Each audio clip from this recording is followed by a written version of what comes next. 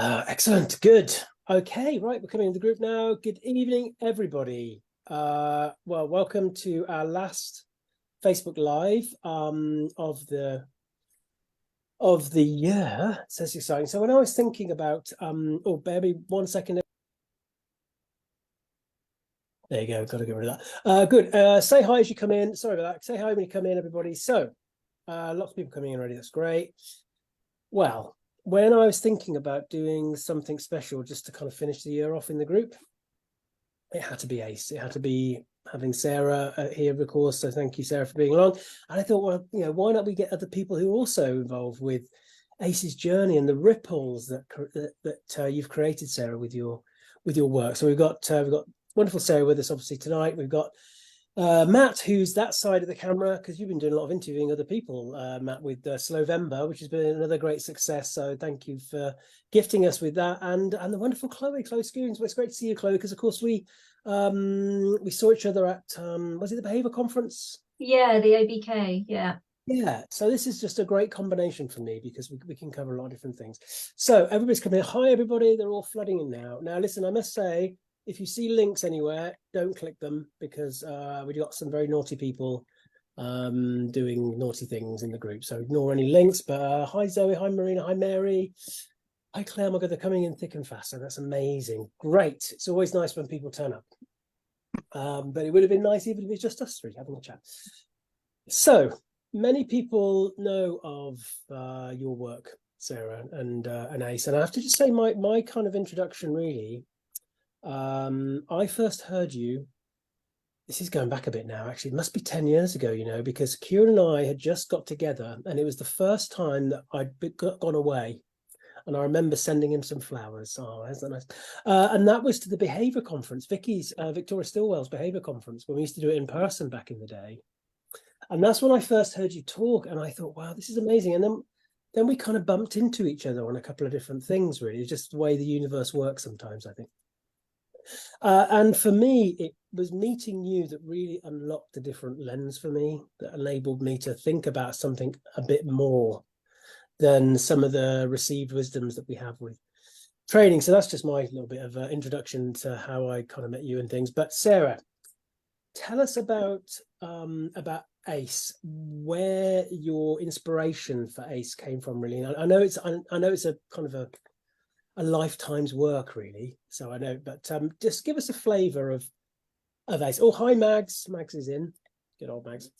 Yeah, give us a flavour of Ace for those who might not have who might not know much about it. It's always quite a difficult question to answer because it is something that's evolved over decades.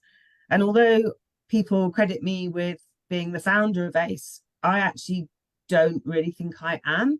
I certainly don't believe I'm the creator of ACE free work, which is why I would never try and brand the methodology, because in my opinion, it's the ACE free work, which is a part of animal-centered education, has been developed by dogs, for dogs and other animals.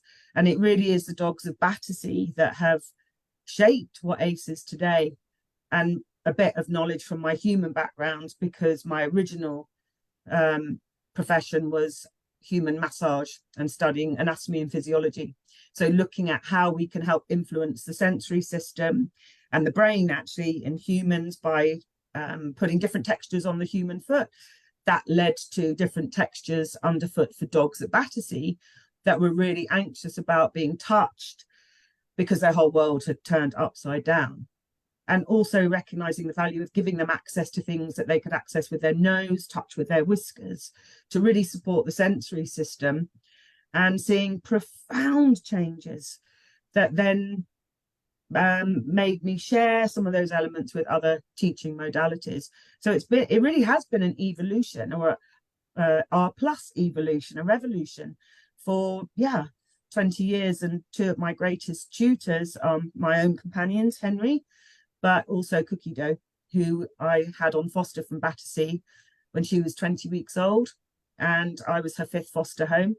And she really struggled because she was so sensitive to everything in the crazy, unpredictable human world. And I wanted to look for ways to support her, alongside the knowledge that I was already gathering from amazing dogs at Battersea in particular.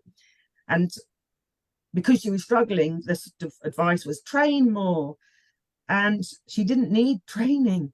I did fall into the trap of doing a lot of teaching to give her different outlets for her sensitivities and her arousals and frustrations, I think, at not being able to relax and settle in the human world. But fortunately, very quickly realized I was actually missing a huge piece of education, and started to look at other modalities to support children with sensory sensitivities, and came across the work of Jean Ayres, who was an American psychologist who came up with the concept of sensory integration theory. So that meant I added even more sensory learning experiences into the layers I was already discovering, and game changer for Cookie Dough, game changer for me, and as a result, game changer for many, many dogs. So potted history, long story, but yeah, so many layers thanks to me, the only dog experts that exist. That's the dogs themselves. And that's really important, isn't it? I think it's the gift that some of these dogs give us, and often they're the ones with the more challenging story, because we either keep pushing against that, or we think, right, I need to learn more about your story here. There's something about this. And I think some of the people that really inspire me, like yourself and Turid Rugas's work and what Sindor's doing, people who think, right, let's just step back a little bit. Let's give ourselves a chance just to step back and see what we see and join the dots. I love your question mark thing, Sarah. I always mention you when I say that. I know you haven't copyrighted question mark, but I always feel that's where I heard it. But that's what we do. It's like, oh, question mark, question mark. Yeah. Do you know, it's the fifth time I've seen that with this dog. Maybe that is a part of this dog's story. Yeah. I think that is absolutely right, that everything we could want to know about our amazing companions and dogs that we have no history on whatsoever, if they've been abandoned or signed over with little history, it's there in front of us, but we just need to be able to give them the time to build that trust and start sharing that story with us. So looking at coat patterns, it was a dog in the care of the RSPCA named Sandy that highlighted the importance of looking at the coat and how the coat will change where there is disruption to some of the underlying structures. And in his case, it was an old fracture that had not been identified. He'd been abandoned, picked up as a stray, and was at the RSPCA, having come from the pound. And he had bitten 3 times. And I'm talking, 20 plus years ago, where people didn't really have that kind of knowledge about behaviour in some of the smaller rescues. And so when I said, well, let's unpeel this and look at when those bites occurred, it was almost a new concept, because either dogs bit or they didn't. And he'd bitten when he was picked up to be put in the car. He bit when he was picked up to be put on the vet's table, and he bit when he was being groomed. So around handling, sort of general handling was okay, but these very specific situations had triggered a bite. And he was also overweight. And I said, but his gait isn't level, his gait's off. And the lovely caregiver said, oh yes, that's probably because he's overweight. And I said, well, how about we flip that and say that he might be overweight because he's lame, because chronic pain and chronic stress actually causes weight gain, because they both can rewire the nervous system. And also, if movement's not meaningful and rewarding for him, he isn't going to be moving when he's out in the paddock, he's not going to be enjoying walks, and he isn't going to be necessarily moving when he's in the kennel and his run. And then we started to look in more detail, and I saw this hair on his right hind moving in a different direction. And I said, look, there's evidence of an injury. Look at the hair. It's completely changed direction. We need to get him reevaluated by the vet. So the team were amazing. The vet was amazing. He was taken back to the vet. They x-rayed that leg, and he had fractured his leg at some point. The fracture had been pinned and plated, and the pins were starting to move and actually migrating out towards the skin. So when you think about what happens when you pick a dog up, you gather up their hindquarters, and sure enough, he was being groomed on the right hind when he bit. So this dog was in excruciating pain. And then I started to look at, well, okay, I understand scar tissue would change the hair of the direction, but what else have we been missing?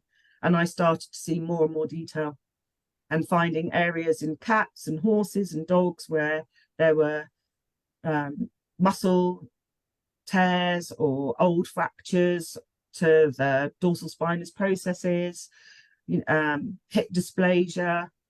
We just started to unravel more and more of these amazing animal stories. So yeah, another massive contribution to the dog world by a dog in rescue. And this is the thing, I think, I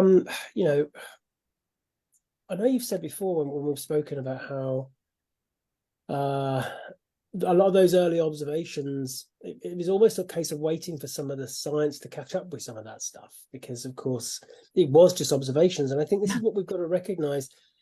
We needed that move to a more objective science-led approach, because of course going back along, it was a bit of the Wild West. It kind of feels like it a bit now, I know. But I think the power of this, and this is what I've really learned from you over the years, really, and given me the courage to think, you know what, it's okay to have the subjective and the anecdotal fast. We can create something objective about that down the line. Once we thought, okay, I keep seeing this, maybe this is a thing, then we can start thinking, right, how do we quantify that in a more objective way to look at progress moving forwards, because we can look at that. But this is really important. And did you find it difficult to persuade people that, hang on, this isn't just the dog being difficult, naughty, and all the other labels we might have. This is a dog who's really trying to say, I can't do that. It's uncomfortable for me. Did you find a lot of resistance to that back before? Do you know, I have been criticised for talking about coat patterns, and I don't mind that at all. I think we need to be objective, and also I hope I'm consciously self-evaluating and reanalyzing everything, and also making sure I don't look for things that just try and validate my belief system. So if clients were coming to see me, I would ask them obviously to go to see their vet, and then they would send me the x-rays with the vet's permission, or the vets would, so we could actually start matching the coat changes with significant damage. And also obviously with teaching a lot in rescue, most of the rescues had their own vet facilities, so we're absolutely able to conduct those tests for damage to the spine in cats cases, and also things like hip dysplasia, luxating patella and stuff for the dogs and the cats as well. So a lot of it was validated, but I have to say I was so lucky that I think it was such a novel way of looking at dogs that actually it was embraced by many organizations, and I was invited to share my observations and discoveries, and I hope I was always careful to say, this is my opinion, this is my belief, this is my thinking, not try and make statements of fact, or this is my experience. And so I was asked to share those observations on some amazing platforms with amazing people in the world of canine education and behavior, who are very, very close friends of mine to this day. So I actually, people would travel 5 hours for me to see their dog, because they knew there was something beyond a dog not able to learn. In all my years, have never met a dog that's not amazing, not brilliant, not a super fast learner. I haven't met a dog that's unpredictable, because when we start identifying these patterns, every single dog is predictable. We just need to stand back and listen to what they have to say. And this is where I think the general public especially has been let down by,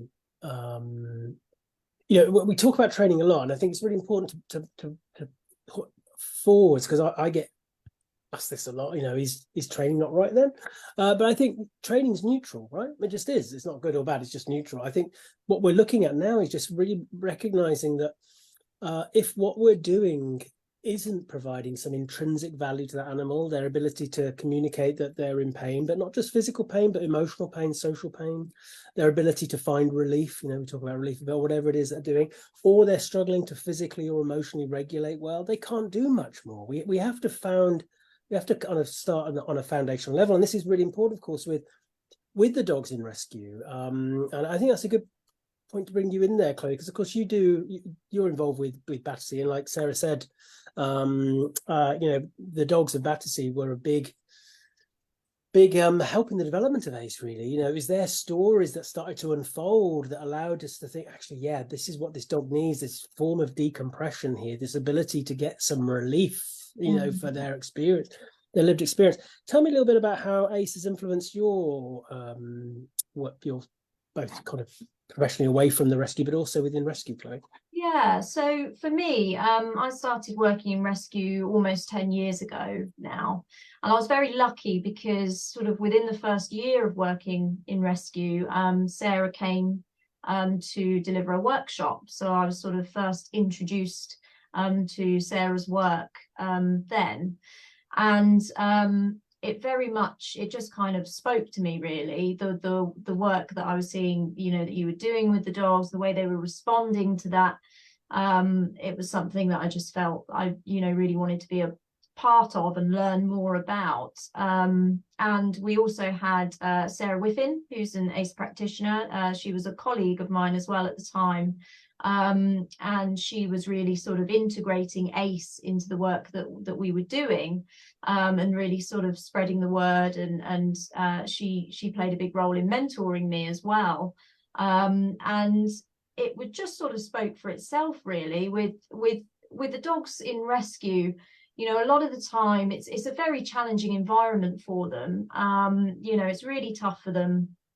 And a lot of the time you would try to maybe do some training with them. You'd be looking to try and work with them and try and teach them something.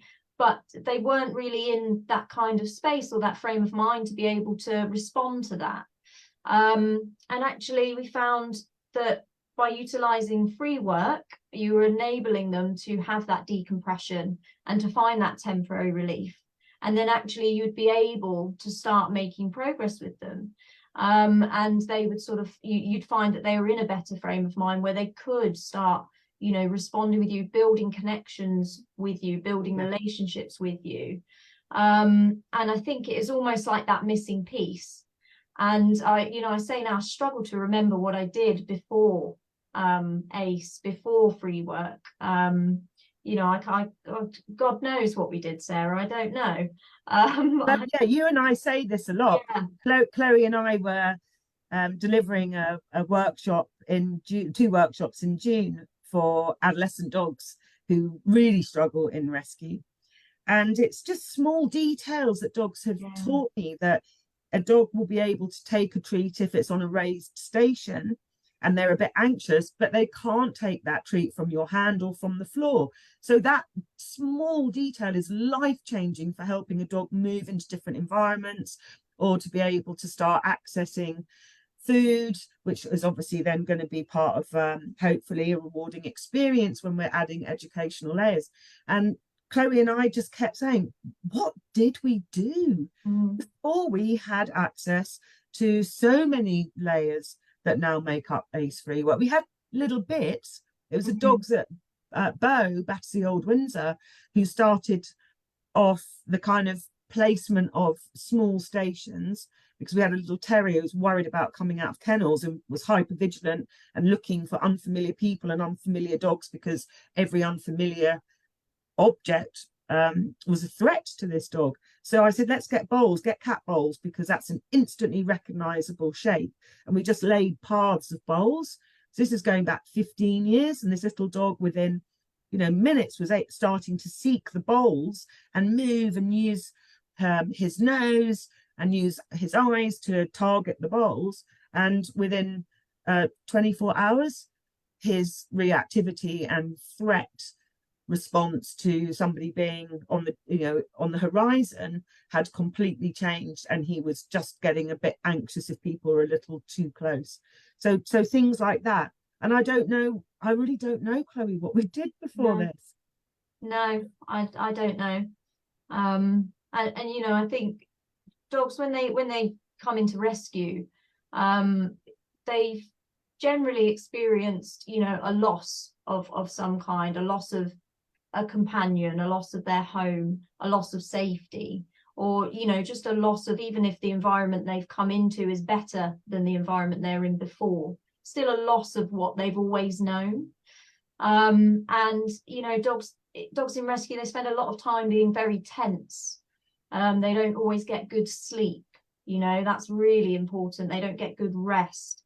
And I think, Andy, when I first heard you talk, and you spoke about trying to provide relief and, you know, even temporary relief. And I think, you know, that's what I was seeing in what we were doing with free work, is providing that temporary relief in the time that we have, because we're so restricted by time in rescue as well. You have so many dogs that are needing your help. You know, the staff, you know, they're very challenged in that sense, that they've got a lot of dogs that they've got to try and meet all the needs of. And it's, you know, it's really difficult, and actually just trying to find that temporary relief for them and helping them to just release some of that body tension, and then it would enable them to go back to their kennel and rest and sleep, because they're not so tense. They've maybe just dropped out of that fight or flight zone and been able to just have some of that decompression. And even that, even if that's all you sort of do with it, it's so valuable on its own, just as that.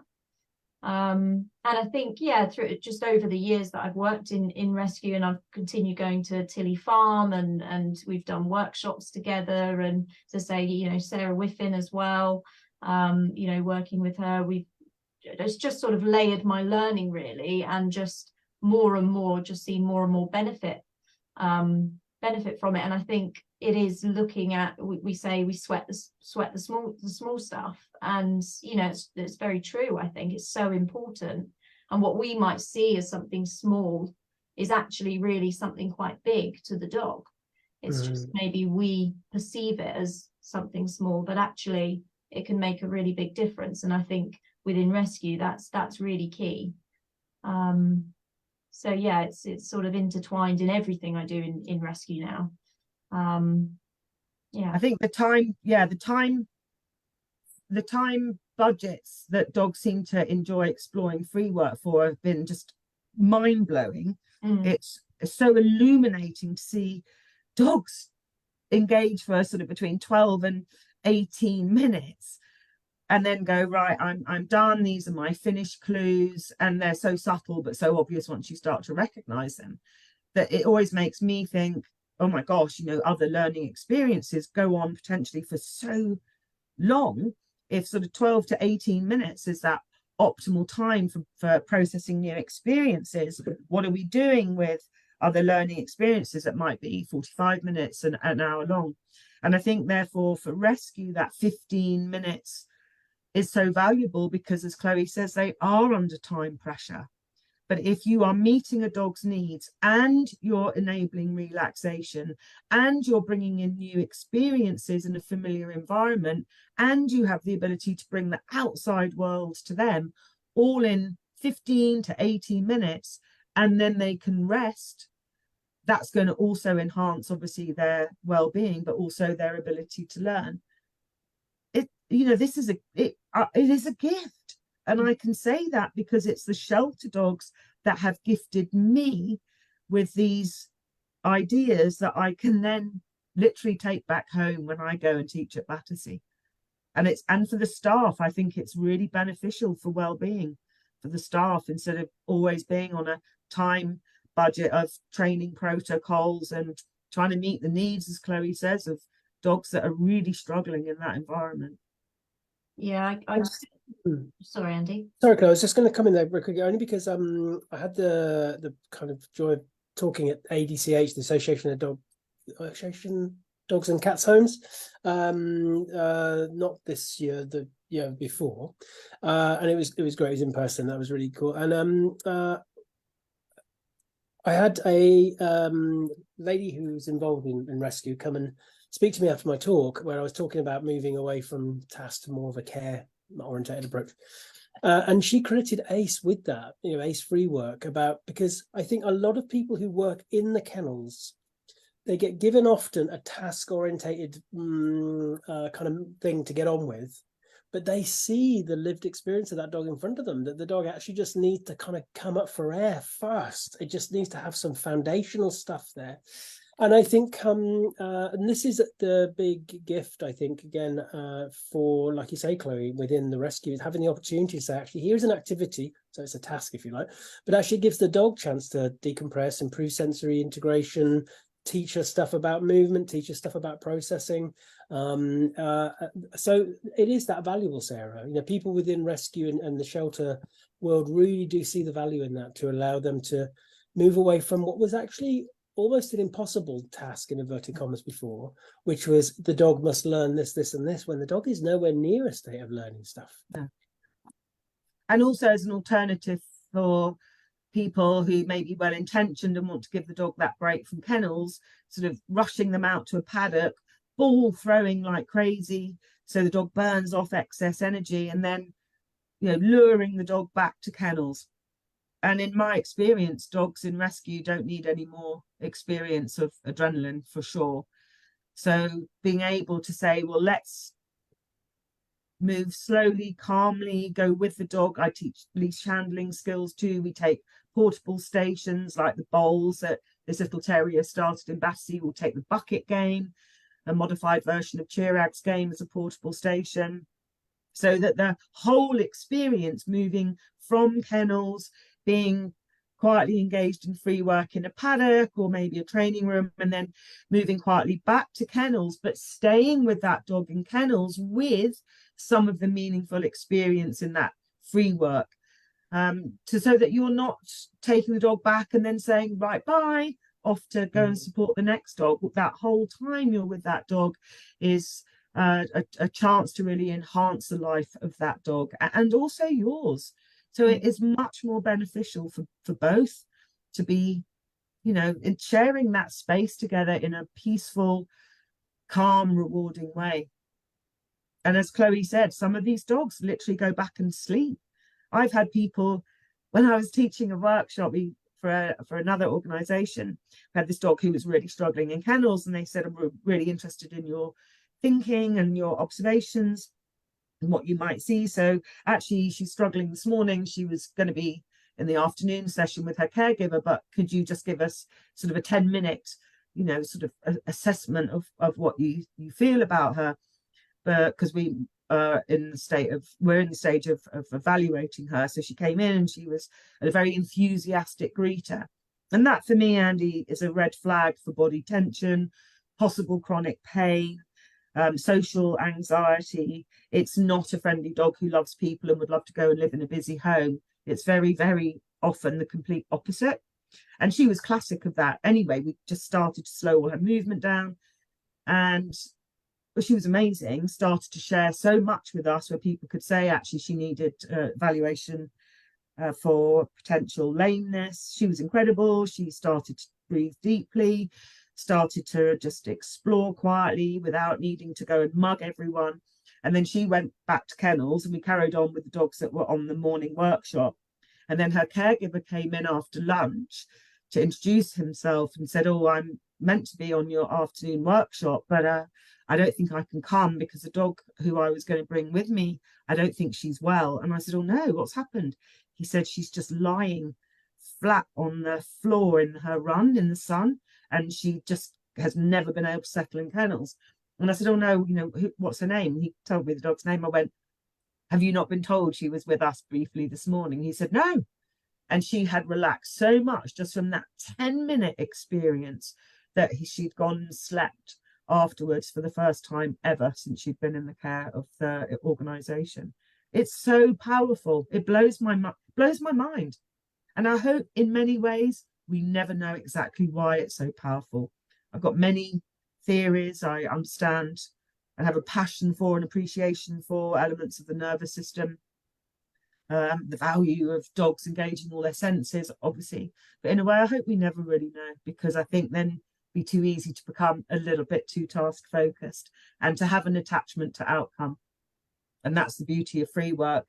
We let the dog be the pilot of their own learning experiences, and we're there as air traffic controller, just to guide them to a safer flight path if we need to.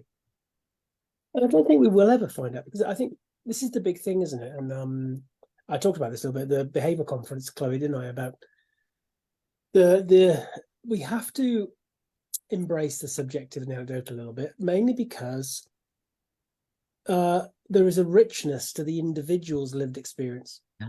And science and professionals and practitioners, we like to think, I've got the answer, this is the thing, if we all do this, everything will be okay. And it can never be the full story. It can be a bit of the jigsaw, of course. And I think we've just got to stay humble with these things and just keep learning, because who knows what happens. I think there's so many different aspects to our stories, and especially for our doggies. And if you tweak that dial a little bit and you get that bit of temporary relief, Chloe, you're talking about, and that's why the dog can now think, oh, Joe, I feel a bit better for that. I can go and rest for a little bit now. We've just got to keep learning that story. I think it's important. So a few things I want to come back to, Sarah, technically stuff, but we'll come back to those in a mo. But Chloe, you mentioned about kind of going to Tilly Farm and doing workshops up there and learning from Sarah, and of course, Matt, that's where we first met up at Tilly Farm, and we were saying, Chloe, about a kind of group that was in that kind of thing. It's almost like the class of whatever it was. I don't know when it was. So Matt, tell us a bit about your journey into ACE, and especially the influence that those workshops at Tilly Farm have had on you, because I know they've been really life-changing, I think. Yeah, it's really hard to put into words, because I talk all the time about how ACE is a feeling. ACE is something that it suits it fulfills your heart. And I get quite emotional when I speak about it, because I'm an emotional sort of guy.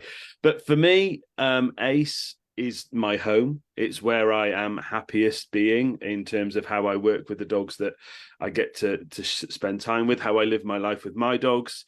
And it came at a really amazing time. I'd spent 12 years working in the most incredible education establishment for children with profound and multiple learning difficulties. And so much of what I now love about ACE and incorporate ACE in everything we do was what we were doing with the children that we were working with. We were looking at multi-sensory experiences.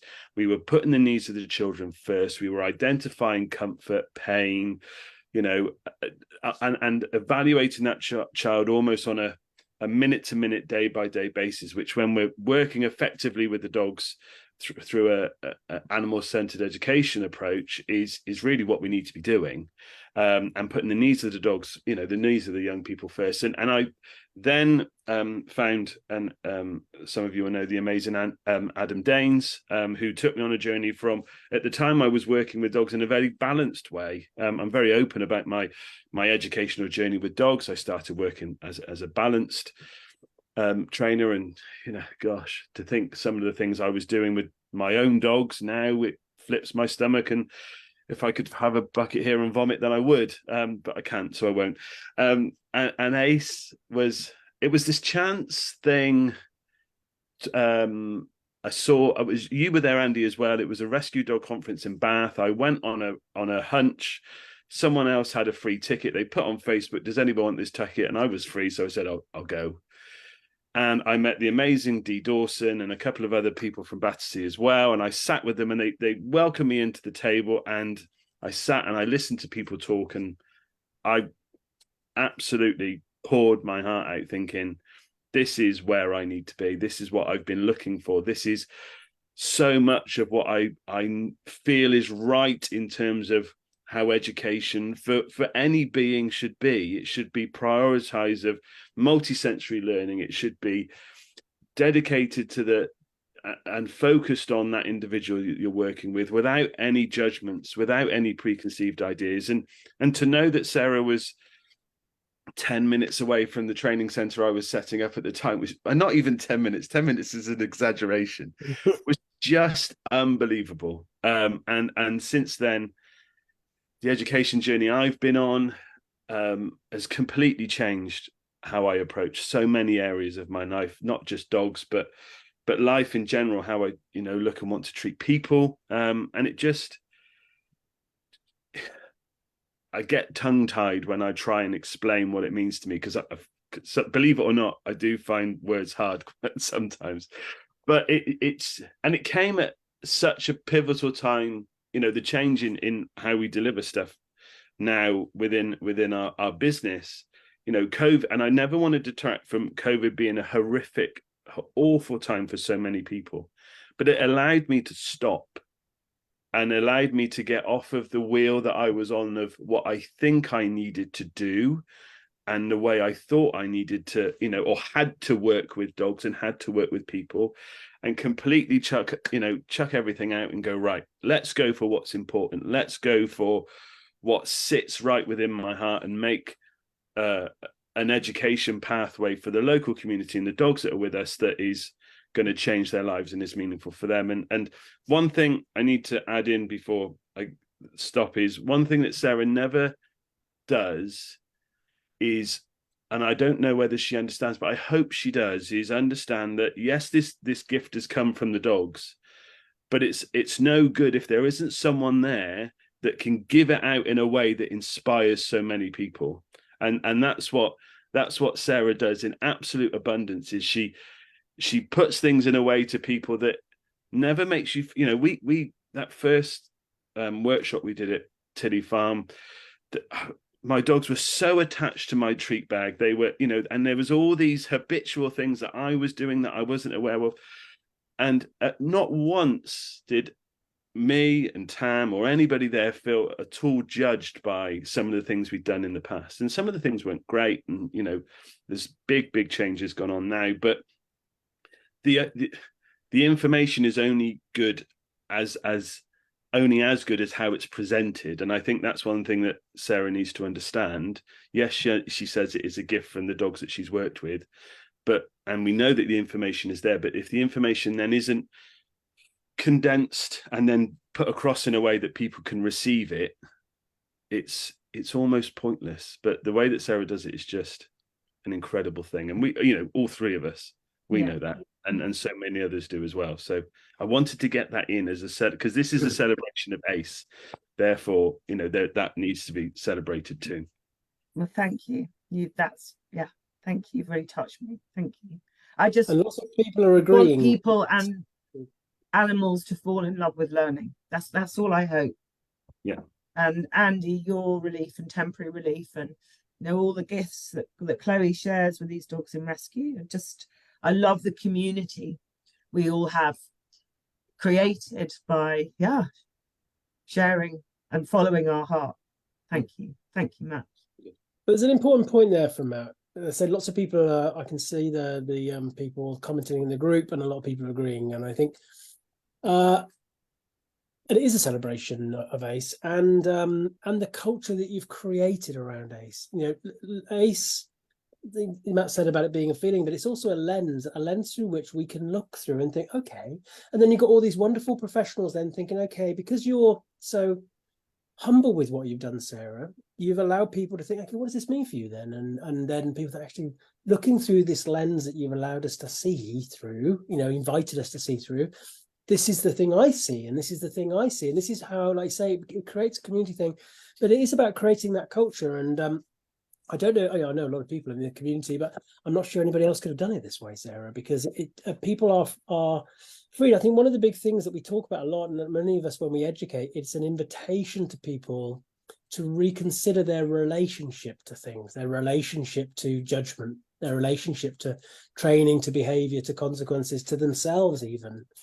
And that's the big gift for me, is the ability to have a space with a culture that you've created that allows people to access that, because there's not many places, especially within a professional community, where you can do that actually. So I think it has a big kind of knock-on effect there. And I know, Matt, I often talk about what you've done to others, because people approach me through Dog Centre Care who are like, I get a lot of this stuff, but I've always done things in a certain way, and how would this look for me? And does it mean I can't do group classes anymore if I'm going to start thinking about things in more Dog Centre? And I talk about people like yourself and Lucy Alders and Helen Moore and others who are saying, actually, you don't have to reinvent the wheel. You can think, okay, this is the outlook now. What does this mean about how I present things? And you're very good, Matt, I think, at meeting the general public, especially where they are.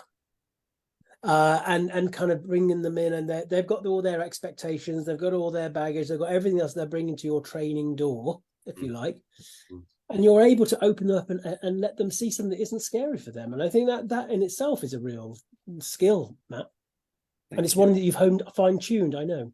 Yeah, and I think what is an easy win when talking to other professionals or caregivers that come to you as a, you know, they pay for you as a service, is they all want the best for their dog. They all want their dog to be happier, healthier, cope with life better, you know, and they all want to do the best job that they can. And actually, for some of them, it's, you know, Andy, you're talking and that about relief.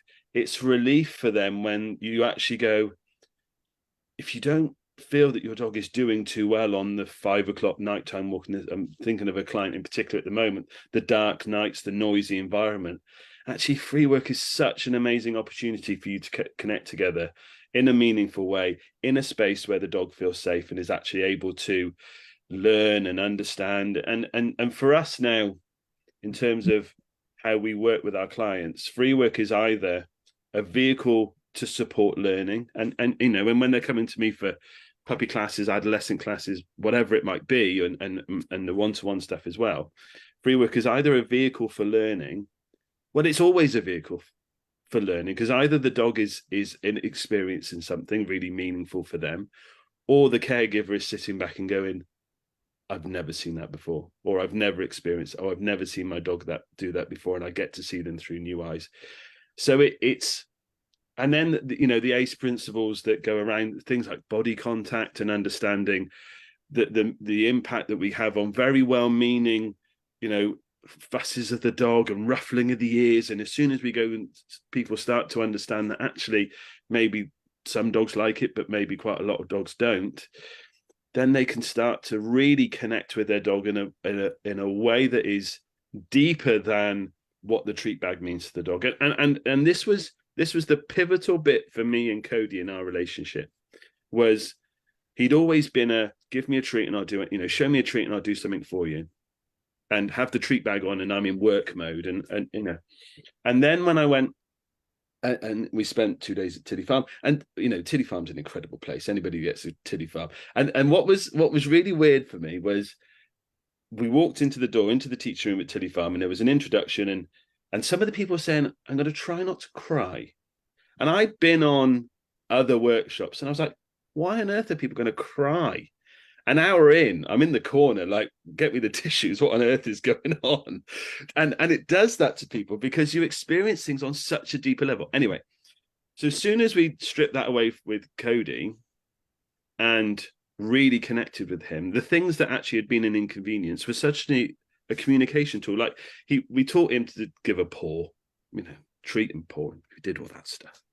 And the paw then, in his later life, when he was having physio support and seeing the vets and that sort of thing, the paw became like a start button. When he would lie on his mat and he would reach out and give the paw to the physio or the massage therapist, whatever, then they would start the massage process. Until then, we didn't start it because we knew that was him going, I'm ready, I'm okay. And when that paw moved away, we would stop. And it's that understanding of the communication that's coming from our dogs that we learn and we understand from ACE that creates this connection with our dogs on such a deeper level. And you know, Jonty's story is a different one again, of how ACE is just created a relationship with what through puppyhood and adolescence was, I can't describe it in any other way than hellish at times.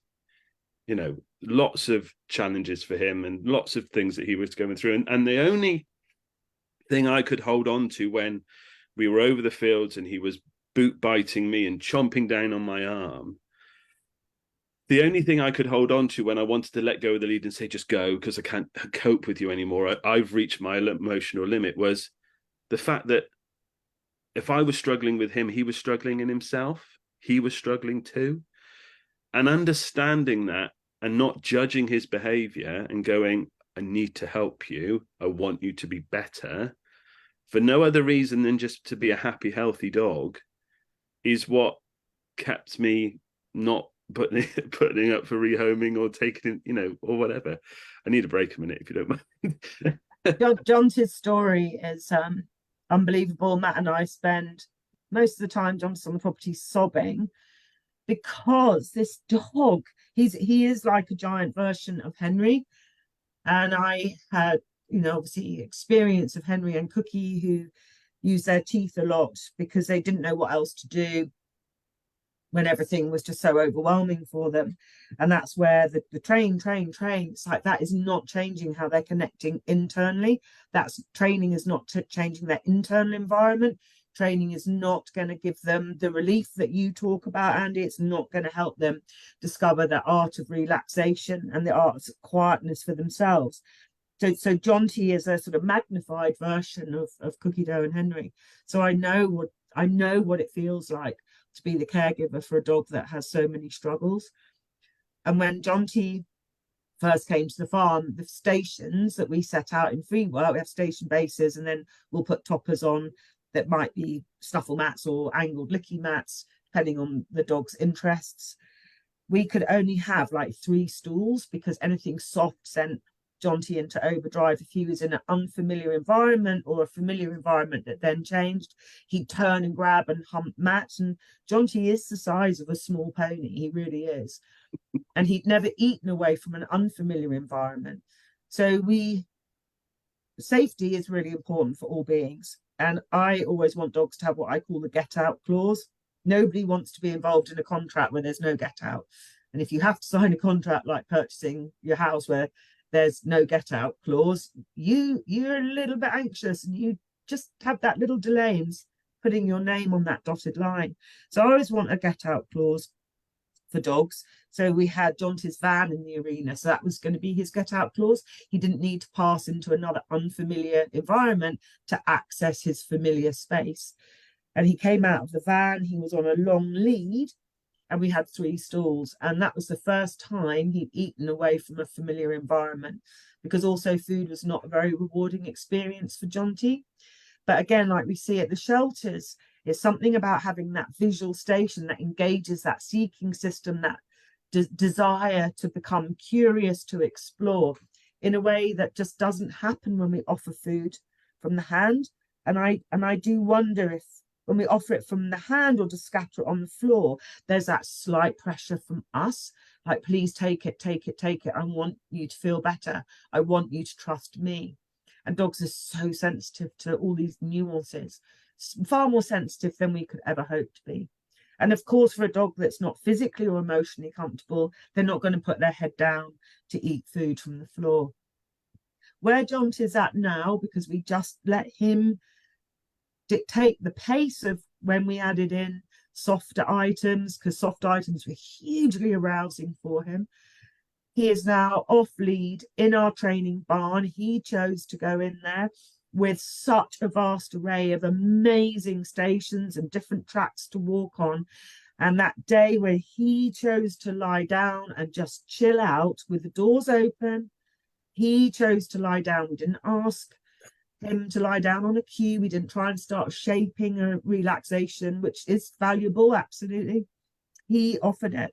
Well, Matt and I were sobbing, and just looking at I have a lot of this on video. I have like the whole of Jonty's story on video, and looking at this dog that when he was overwhelmed would just have to hump and grab, and he'd start looking up at the sky or the ceiling in the arena or the training barn, to this dog just, a few workshops later, just this quiet exploration, and then quiet counter surfing, which is one finish clue, then the big drink, another finish clue, then inviting contact or engagement with Matt's partner Tam, his other caregiver, to okay, you're really not getting this, humans.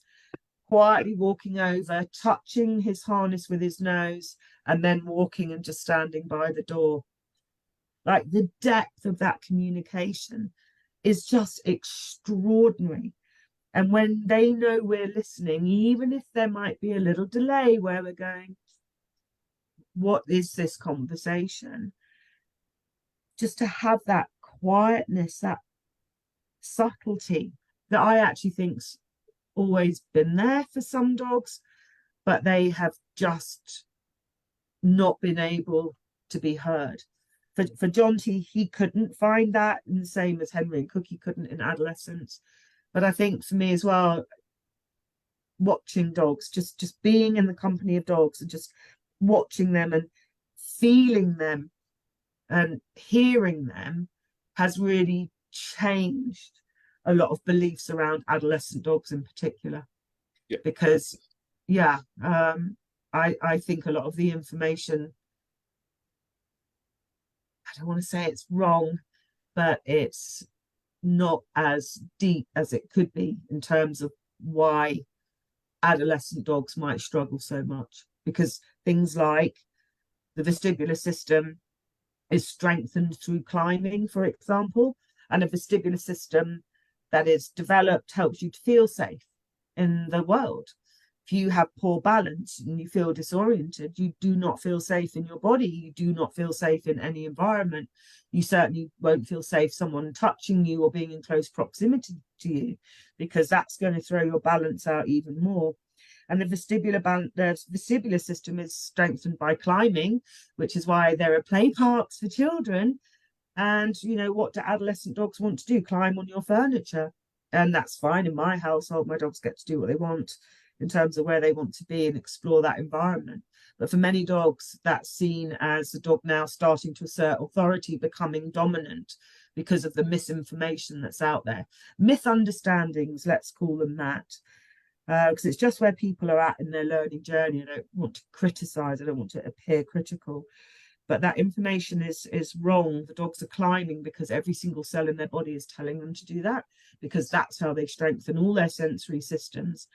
So we do low platforms and low ramp, safe, stable platforms for adolescent dogs, in particular in free work, again with amazing outcomes. We are able to meet the needs of every dog at every life stage through free work. But if we don't watch these dogs and listen to these amazing conversations, we might do a reasonable layout, but when we really let the dog give us this incredible information and share more of their story with us, our free work setups become deeply meaningful and also flexible, because as Matt was saying, it really is watching and listening to these dogs every single time we connect. I want to come back to some technically stuff about free work in a moment. I want us to just think about what you said there, Sarah, and also what you shared, Matt, because for the last probably 5 years, I've taken a lot of inspiration and knowledge actually from looking at what's going on in the very progressive side of child education, psychology and development, like you were talking about, Matt, and how a lot of people recognize now children are being failed as our parents by incorrect assumptions about who children are, what they need, what they're trying to communicate, and what they're going through. And I think we've got to recognize and have a grown-up, kind and thoughtful debate about challenging some of the received wisdoms around dogs. I think this is the key. And I think adolescent dogs and, in inverted commas, reactive dogs are the two dogs that need this conversation more than any, because I feel for the caregivers, Sarah, who are problem with a very transactional, task-orientated approaches, that if you don't get the outcome, somebody is to blame. The dog is no good, so guess what? They get rid of them. The caregiver's no good.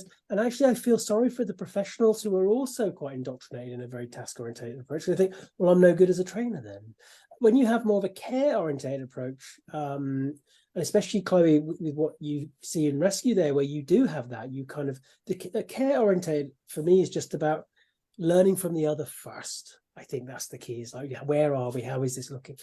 But we've got to a stage now where the general public have, and it's relatively new, I think, maybe the last 30 or 40 years, I don't know, but they've been convinced that the most important thing is a well-trained, obedient dog. And they know how to do the training, they know what to expect from the dog, but they don't know what pain looks like. They don't know what stress looks like. They don't know what life stages are. So I think as a community, as a profession, we have to think, well, what have we been doing then? We need to rethink things. The things you're doing, Matt, with what you do with your kind of education, they're still able to do the stuff they've come to do, but they're learning more about their dog. And like you say, a lot of people are fascinated by this stuff. They're not like, well, hang on, I'm here to make my dog sit on a mat for 20 minutes and not move. They're actually, oh, that's really interesting. Oh, I can see now why my dog can't do that right now because of this. And I think we've got to, as a profession, allow ourselves to shift these things. I don't know why it's so controversial, Sarah. I see some of the content I put out and I get the usual kind of dismissal of it, really, as though it's something really off on a different planet. But isn't it fundamental, really, to think about this? Matt and I both spoke at the Gun Dog conference this year in person, which is a really great, that is by its very nature, a task-orientated pursuit. And Matt's free work demonstrations were amazing and very emotional people, I think, because they thought, oh my God, my spaniel has never even took a breath before, let alone come and just sat next to me. And I spoke a little bit about the stuff I talk about, and people do get it. I think they recognize, okay, if I really want this dog to do something when I need them to, actually, and this isn't just kind of in the cloud stuff, the science is very strong that dog's more likely to do it if they are physically, emotionally, and mentally in a good place. I think Absolutely. But I think we need to be able to apply some of those principles to us. And we were raised in a culture where you work hard to achieve. And if you think logically, children and young animals, and we're animals, are born to learn through movement, but so much of our education with children and dogs is about controlling and containing movement. And that goes against what nature is telling all beings to do, because movement not only enhances learning, it actually strengthens the nervous system. There's huge research on this for people, and the same applies to animals, because our nervous system isn't that different. We're anatomically not that different either. And I think it's a way of being able to just kind of moderate some of the belief systems. We've done a really good job of saying to the public, if you're a responsible caregiver, you will educate your dogs and you will walk your dogs. And I think the pendulum may have just swung a little bit too far. And also, what is it in the person that needs to be constantly doing rather than consciously being? I think there's a lot that we can sort of unpeel here for sure. And I think another joy of free work is it gives people that freedom to do something, but to be in the presence of the dog without necessarily being attached to an outcome.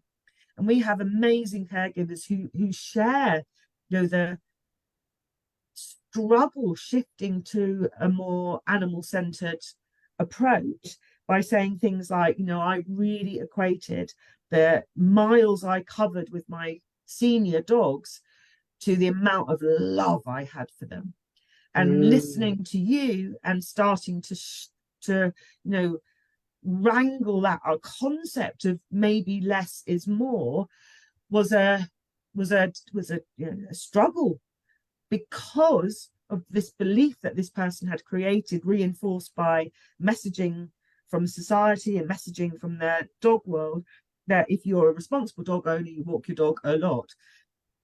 But she could see that actually 20 minutes, 18 minutes was so meaningful for her dogs. And when she actually gave them the choice of how long these dogs walked for, guess what? It was around 18 to 20 minutes. So I think we're kind of detached from what feels right. We've shut down our interoceptive system. We've had it shut down for us by, oh, don't be silly, you'll feel better when, oh, pull yourself together. All that language that we're exposed to from such an early age, and we kind of shut it down a bit in our dogs as well. And I've seen such unbelievable language, just where the nose, the direction of a nose twitch in a puppy, or the little lean of a 6-month-old baby in my arms saying, I would like to really go to your office. You know, these non-verbal tiny beings are communicating so powerfully, so deeply. And once you see it, you can't unsee it. So I'm forever going, what have I missed? I am so sorry. But I know if I have, you know, feelings of guilt, it means I've discovered something new. And I know you and I have talked about this as well, Andy. So I also think for some people, it's not easy to learn new. It's painful to start recognizing that maybe we have missed something. And I know I've missed loads. I know I may have discovered loads, but I also know I've missed loads and am missing loads. And I really encourage people to think of mistakes with a double S. It's a mistake. We missed something. We missed the signs of a dog that might be painful, because we've had it in our head that a painful dog, if there's a problem with the musculoskeletal system, will be on 3 legs. And I'm actually doing a talk on movement, and I'm going to show videos of, you know, dogs doing lots of different things, saying this dog has hip dysplasia, this dog has luxating patella, because our belief system around what a painful dog looks like is way it's very distorted, and the same as an emotionally uncomfortable dog too. And a lot of people mistake inhibition for calm. They've got a quiet dog, and maybe as well there's still that kind of Edwardian hangover of dogs should be seen and not heard, that a lot of children, until, you know, relatively recently, were brought up in a similar environment. Children should be seen and not heard. I think it's worth recognizing that the only lived experience we can really validate for is our own, and actually trying to be available to another is hard. Even to another human being, I think, can be difficult. And that's where, you know, we talked about being humble and staying humble and being prepared to keep learning, but we also must give ourselves grace. And I think to recognize we are going to miss stuff, and that's okay, because as long as we stay being available, we keep turning up, we'll keep looking at it. And I introduced at the conference that Chloe came to about this notion of seeing behavior as the dog painting a picture, and allowing them just to keep painting it. I think the mistake we've made, and we can make sometimes, is trying to grab that brush off them and saying, I'll paint it for you. And as long as we just keep turning up, then we can just keep adding some of the bits. And we've all had cases, Sarah, you and I have talked about a few, I know, where we never fully know, and that's the nature of it. You know, there are but that's the same even for humans, you know, as well. Chloe, let's think about some practical things here. I'd like to kind of think about practical sides of free work, especially free work within the rescue setting. Chloe, you said earlier about the fact that even if the dog just has that activity just to kind of get a bit of relief, and that can be enough. But in your experience, both as a training professional but also in rescue as well, what other ways have you found ACE free work to be helpful? Other ways that you can get information from the dog, or the things that you've used it for as part of wider protocols? Yeah, so I think, you know, the ability to provide that decompression and that relief is just one sort of element of it. There's so much that you can learn about the dog during those free work sessions that you can then take to move the dog on, and to start to sort of take the next steps to helping the dog, you know, behaviourally. Particularly, you know, within rescue, we have dogs that they may come into us, they're displaying certain behaviours, and, you know, a lot of what we have to do is look at trying to improve those behaviours to move towards being able to rehome them, and actually giving them to, you know, a new guardian who can then continue that journey with them. So I think there's so much you can learn, even small things like, you know, the type of food that the dog might take, whether it's soft, whether it's crunchy. And you can then take that information and say, okay, well, if I'm going to, let's say, do some work around another dog or something like that, you know, you may have been using the wrong treat before. So previously, when the dog isn't responding to you or isn't, you know, taking the food that you're offering, for example, maybe you're using something that actually isn't meaningful to the dog. Maybe it's something they can't chew or they can't take on board. And actually within the free work setup, you can learn all of those things about them that can actually really help. I think another one is often you may find a dog can only turn its head a certain way. And that might be due to body tension. It might be due to previous training that's been given that's encouraged the dog to look up, you know, at the handler whilst they're walking, but only on one side. If you were then to take that dog out and say, okay, well, we'll do some distance work, and you're trying to get the dog to turn and respond to you, if you're effectively asking them to turn the way that they can't turn, they might not be able to do that. And you may then label the dog as, oh, they're not able to respond or they're not able to do this. But actually, there's a lot more information that you can gather that might tell you, well, no, there's a problem. You know, there's actually some body tension that prevents the dog from being able to do that. And I think, you know, there's so many learnings from that. Also, you know, the kennel environment, you want to try and make it as comfortable for the dog as possible. As you know, it's never going to match a home, but you want it to be as cozy for them as possible. And actually through free work, you can learn about the different textures the dog likes underfoot. You can learn about the type of, you know, what sort of height they might be best to have their food from. Whether there's an aversion to certain water bowls as well. And you'll notice things like, I think something's often missed is like a disc tag on a collar. So if that bashes against a bowl, that might worry the dog, and therefore they might not drink or they might not eat if they've got a metal bowl. So there's lots of little things that you can pick up on that you can then adjust the kennel environment. And I think as well, probably one of the biggest behaviours we see in rescue is dogs that do tend to show jumping up and mouthing or grabbing behaviours, often the adolescent dogs that we work with so, you know, so commonly. And there's so many of them that the key thing that actually prevents that behaviour from happening is free work. And we take them out and we do free work with them. And that's the thing that actually enables them to calm and to settle and to not display those behaviours. And that can be, you know, vital in actually being able to manage the dog within that rescue environment, within that kennel environment, and to be able to then start working with them. I think lead ragging as well. So a lot of dogs, when they're very stressed, they'll grab the lead and they'll rag on the lead. And that's something that can be very difficult to manage in a kennel environment, because you can't have the dog off of the lead all of the time. Even moving a dog from one place to another, you have to have, you know, equipment on them. You have to utilize the lead dependent on your, you know, facilities and resources. But being able to do a free work session with them, you would be able, if you're in a safe, secure space, you can start with the dog actually off lead, and you can start to then slowly introduce the lead once the dog is more relaxed and they've got the familiarity of the free work space, of the equipment. You can start to build for them, connecting with you, moving with you between stations.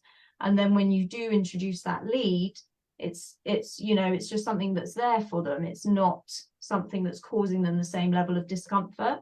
And it's something you can start to practice within that space. But I think what's really great about doing that sort of thing within the free workspace is if you take it a little bit too far and the dog goes, oh no, that's too much, I'm not ready for that, you're in that kind of safe zone where you can go, okay, that's fine, we've got the tools around us to bring you back down, to find that relief for you again, to decompress again and rethink. And I think that's really, really valuable as well, both for the dog and for the, you know, the caregiver as well. Just to let people know, you shared some really wonderful things in the group earlier, some videos as well, and dogs using free work in different areas. So have a look in the timeline in the group, and you'll see some of the things that you shared there, Chloe. And do you encourage the new caregivers, the adopters, to do you introduce them to free work so they can do free work at home, and it's something that can be kind of taken through the adoption process? Yeah, absolutely. I think one of the things I love about free work is that I don't think you have to understand everything about it or everything that you're doing with it for it to be beneficial.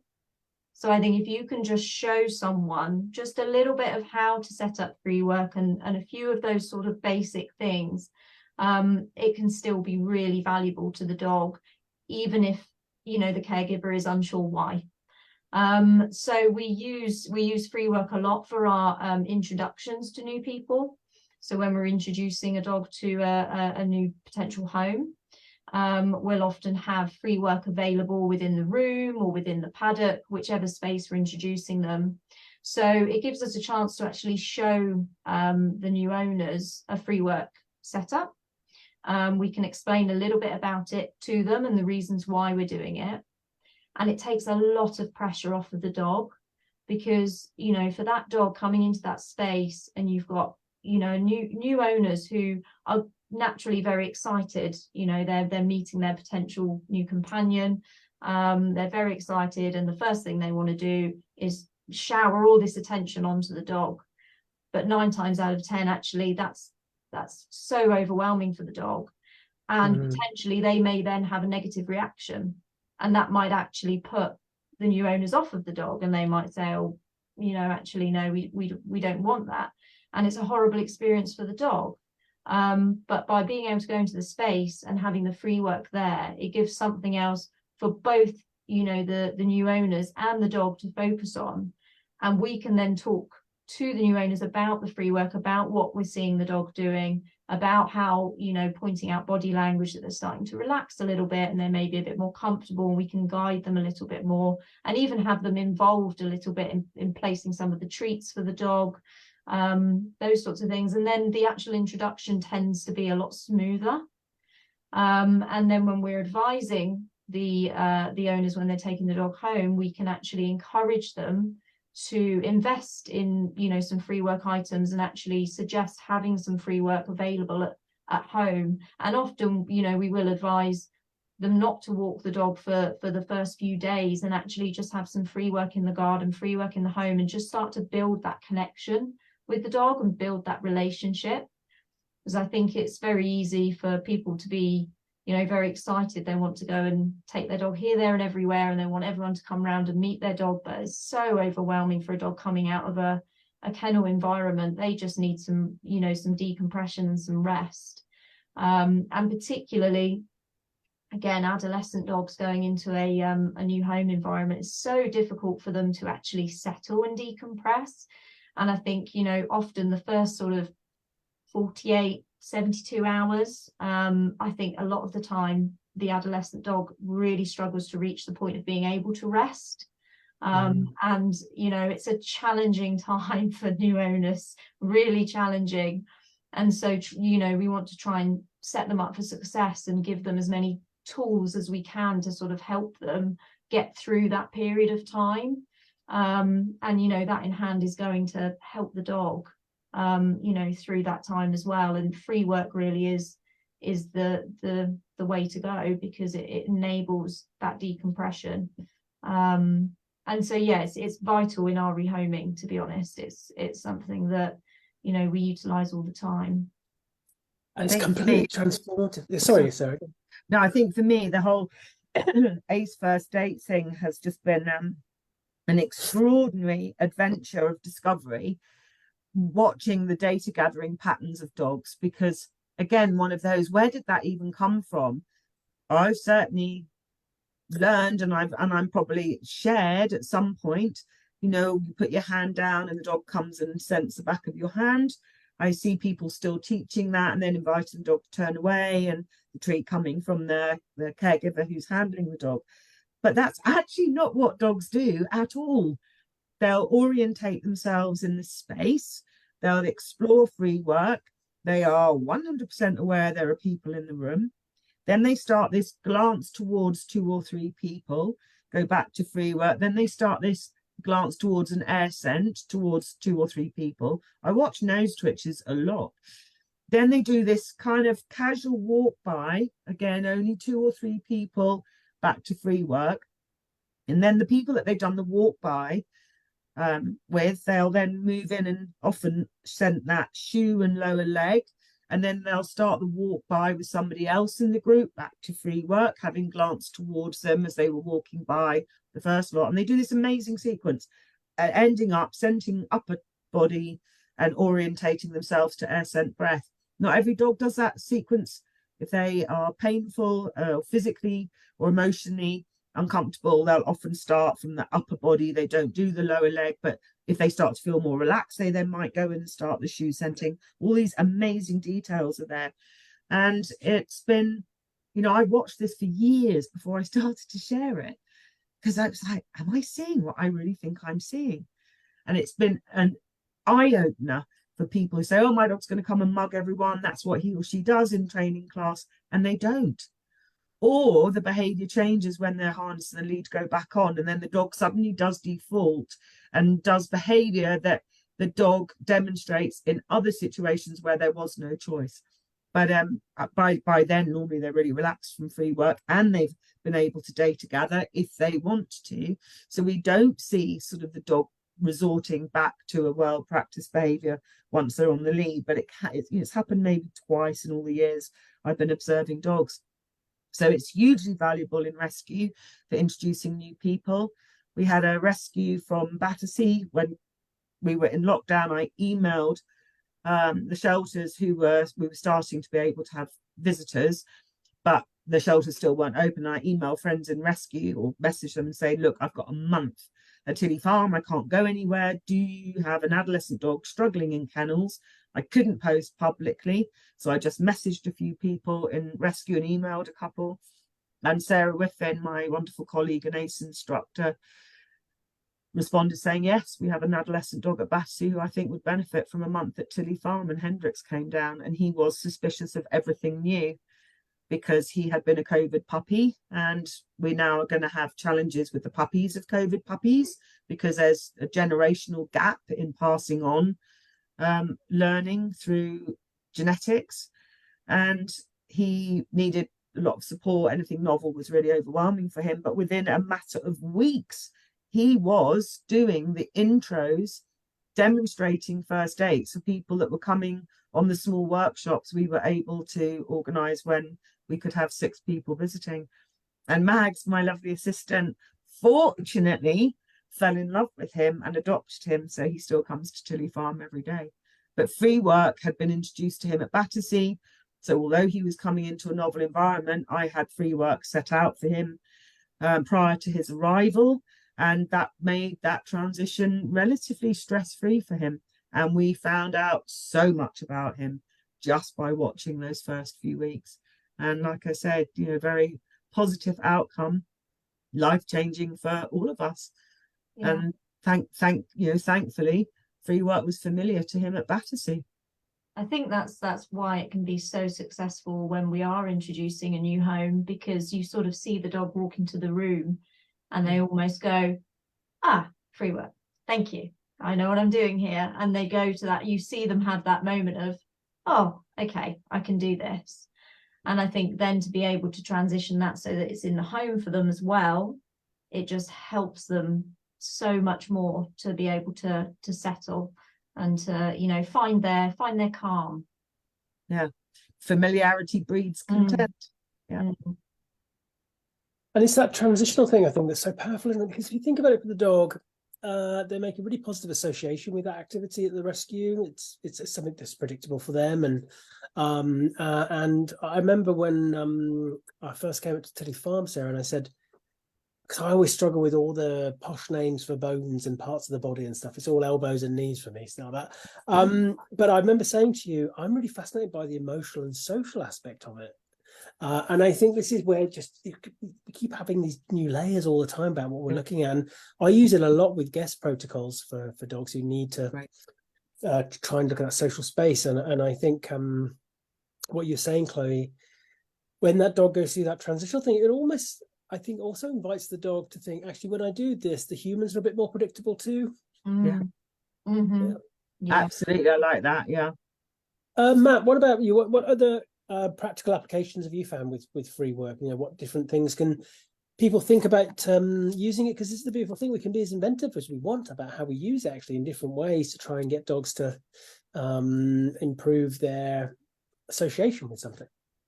Yeah, so I mean, we often talk when we, on courses and that sort of thing about, well, what can't be done through free work, what can't be learnt through ACE.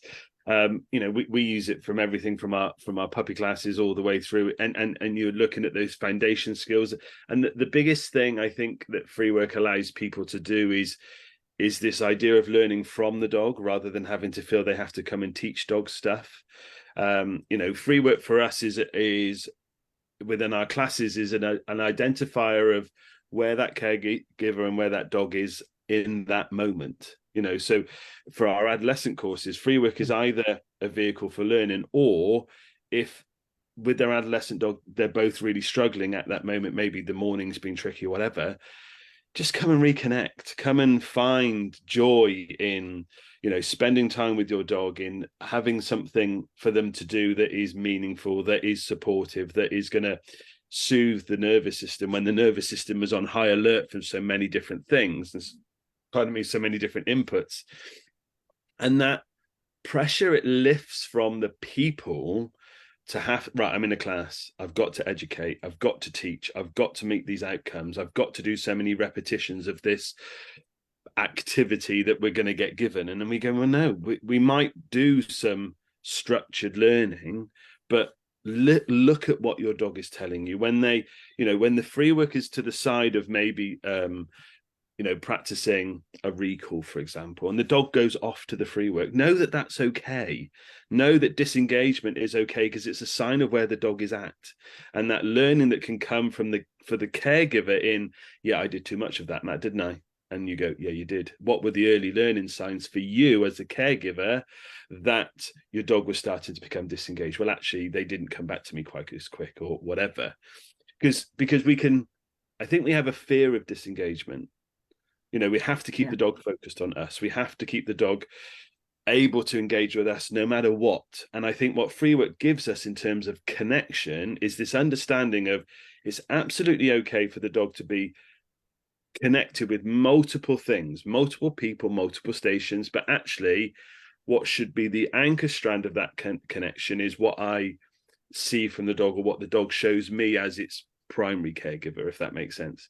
So, when I then start to walk through a free work setup and then just say, well, let's go and explore this station over here together. Maybe I've identified that the dog is starting to build their energy and they're starting to get a little bit stuck on a smell or getting too involved. And this was classic from Jonty, was he would get stuck on a person, Mags being one of those people. And we would and rather than saying, oh, come here, and doing that classic thing, was just, let's just go and explore this over here. Let's go and reconnect. Let's go and find that joy of us just being together. So then when we look at, maybe some fundamental skills that would be great for the dog to have, like being able to walk on a relaxed lead. And I really like the term relaxed lead walking rather than loose lead walking. I think the two are very different in that relaxed lead walking is for us, is when both ends of the lead are relaxed, the shoulders are soft, the body is soft. There's able to be glance towards this rather than pull towards that, because actually there is this connection. And Jonty's taught me that of, well, why should I not step off this path that I'm on to allow him to have an enriching experience, to go and sniff that bush or whatever? Because we lose the shackles of, the dog needs to be in heel. What relevance to the dog does heel have? Actually, from what we see, it's probably really affected, disaffected, right? It's no meaning for it in terms of what the dog wants to actually do. We use a longer line, we have softness in the lead, and the caregivers, once they start to really understand it, they incorporate it so much more because they see the softness, they stop having the battles, they see the joy and connection. And that's what free work for me gives, is that joy of connection. And that can go from working with puppies that we're bringing into the world with sounds and that multi-sensory learning approach that we talk about all the time, all the way through to our dogs that are chasers or, you know, over enthusiastic greeters, which we would have a big question mark anyway, why the dog is over, you know, and we do things. So within our setups, we'll incorporate people into the setup, but they would have had the opportunity to sniff an item of clothing in that setup first. So there's that familiarity there. And the caregivers go, he's just going to jump all over you. Whenever you walk in, he's just going to jump all over you. And you go, well, let's just see, shall we? And we walk into the setup. And because the dog's got the opportunity to not engage with the person, the dog doesn't. And they go, well, I've never seen that before. And you go, well, you know, this is the magic that free work brings. This is what we can now start to understand, is when the dog doesn't have the opportunity to engage in another activity, or that nervous system be able to be engaged in something else that's much more meaningful for them, all of a sudden they don't default to that greeting in inverted commas behavior that they would do when someone walks through the front door. And then you go, right, well, you know. Sorry, Nat. Do you remember as well what you shared about one of the other things that you saw that was very different, having integrated free work into puppy class, was that the puppies no longer needed to go out for a loo break? Oh, yes. Them a chew break as a decompressor in between learning. And I said, that is so interesting. But also, is it that the puppies aren't so aroused and so overwhelmed that they need to leave? Because that may be what's driving the need to go out for a loo break. Is it also that the caregivers are more relaxed and they're not feeling the pressure of having to manage their little puppy all the time and meet certain, you know, tasks? Is it that the caregiver's also relaxed and doesn't have to say, oh, I need to take my puppy out to go to the loo, please? And I think that was such a lovely thing for you to highlight, and very profound experience for both the puppy and the caregiver, that they did not need to leave the environment because what you had created was so rewarding and peaceful for both. And it's things like, you know, midway through a class, we'll give the opportunity for the dog to have a chew break. And, you know, people say, oh, the dog's, you know, it's normally chews are really interesting for me, because people go, I want the hardest, longest lasting chew that you've got. And the dog's going, it's not what I want. It's not what I need. It's not that action that I need, that satisfaction of consumption that I need right now, or that breaking down of something within the mouth that I need right now to help my nervous system to settle. So we give them a rabbit's ear, and everybody goes, oh, the dog's just going to swallow it in seconds. And then we give it to the dog, and they go and they find a restful place. We encourage the caregivers to bring a blanket or an item from home that the dog is happy to settle on, and they go and lie and they chew. And that chew that in the house or another stimulating environment might take minutes to chew is now taking 5 minutes to chew. And we're then supporting the caregivers to go, that's okay. It's okay within a class if you just sit there and watch your dog have this really lovely time. It doesn't always have to be about this top-down directed learning. We are the controllers over the learning outcome. Why can't we have this experience where the dog is, you know, Sarah talks about it, mentioned it countless times tonight, is the dog is the pilot and we're just air traffic control. And it's so freeing for the caregiver to go, the expectation on me to perform is not there, because it's not there. It's going, well, what's important to the dog right now? And no matter where you do free work or what environment you do free work in, all that's important is what the dog is doing and what the dog's experiencing. And I think as well, the value of saying, you know, if we don't think a puppy lying down with a rabbit's ear who no longer needs to leave that environment to go out for a loo break is lying down in the company of other people and in this sensory rich environment, if they're not learning anything, we need to really reevaluate what we believe about education, because it isn't just about putting information in for the dog to then learn stuff that's been stored in one part of the brain. It is a full body, full emotion, full sensory experience. That's true learning for me, which is why I use the word education rather than training. And that's a really important, this is the key thing, I think, for a lot of what we've talked about tonight, actually, because from a kind of human psychological outlook, it is said there is a huge difference between what we are taught and what we learn. Yep. And we have to really remember that. It's really important because a lot of the stuff that Mother Nature wants us to do, especially going through adolescence, especially learning to regulate better, is about experiential learning. Yeah. And I saw a video on by a really good trainer, and that dog was there, and they were teaching the dog a task, and the dog was struggling to focus, so they were talking through the changes in how you change reinforcement schedules, all this kind of thing, and the task got done. But I saw a dog that was very uncomfortable. I saw a dog looking for exits. I saw a dog saying, I've had enough. And so the dog was taught something, but what did that dog learn about choice agency, the ability to have a timeout? And I think this is what you were talking about there, Matt, with these pups. Molly, I've shared a lot of Molly's story, of course, and I shared some of Molly's video at the conference, Chloe, as well. You saw her. Yeah. It's just 2 minutes of Molly telling me stuff about the environment at 18 weeks. Yeah. Because she's having to learn to feel safe in that environment. I don't want to be in there teaching her stuff that has no value to her. And I think this is the big shift that we've got to think about as we move forward. Right. So what I'd like to do, there's some questions in the group. I'd like if you want to ask, I'm going to scroll through everybody. There's tons of comments in the group. I'm going to scroll through some, but now's the chance to start popping some stuff in, because I'm more likely to see it now because there's so many things. Any questions for anybody on the panel? Anything you want to share about your own wondrous adventures with Ace and the amazing thing it's done for you? But I'd like to just go around the room. We'll probably finish with you, Sarah. Hello. So if you can hear a bang, it's Molly's in here. There's her tail. Look. Hello. Lovely. They're wagging away. Husband's just come back from work as well, so it's all been kicking off. Chloe, what's your kind of what would you like to say as a closing piece, really, about Ace Free Work, about the influence it's had on you with the work you do? Wow.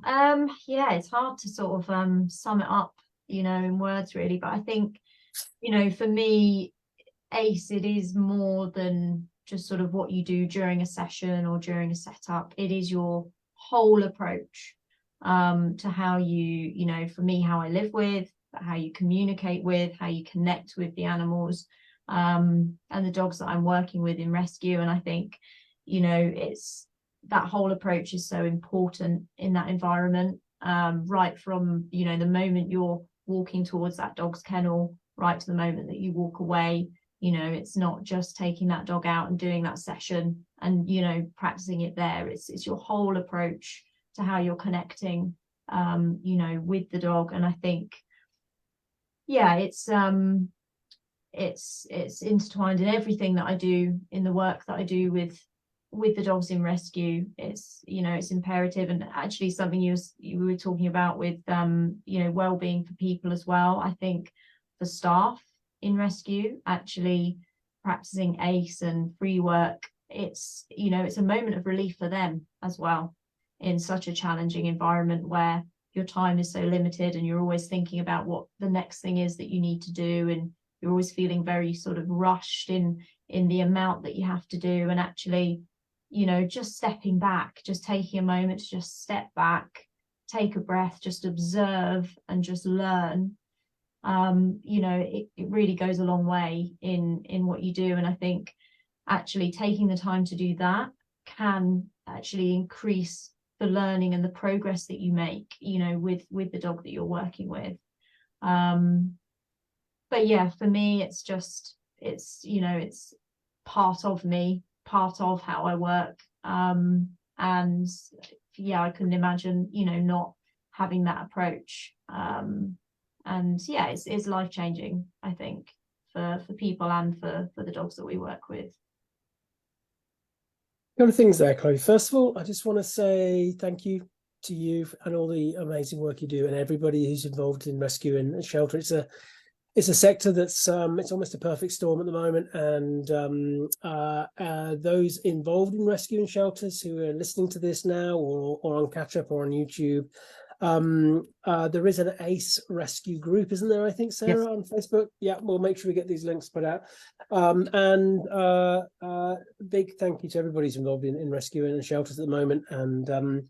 And what you said there, Chloe, about how it's a part of you, I think this is really important, because the one thing I try and do with the things I talk about is trying to invite people to have a bit of a perception shift.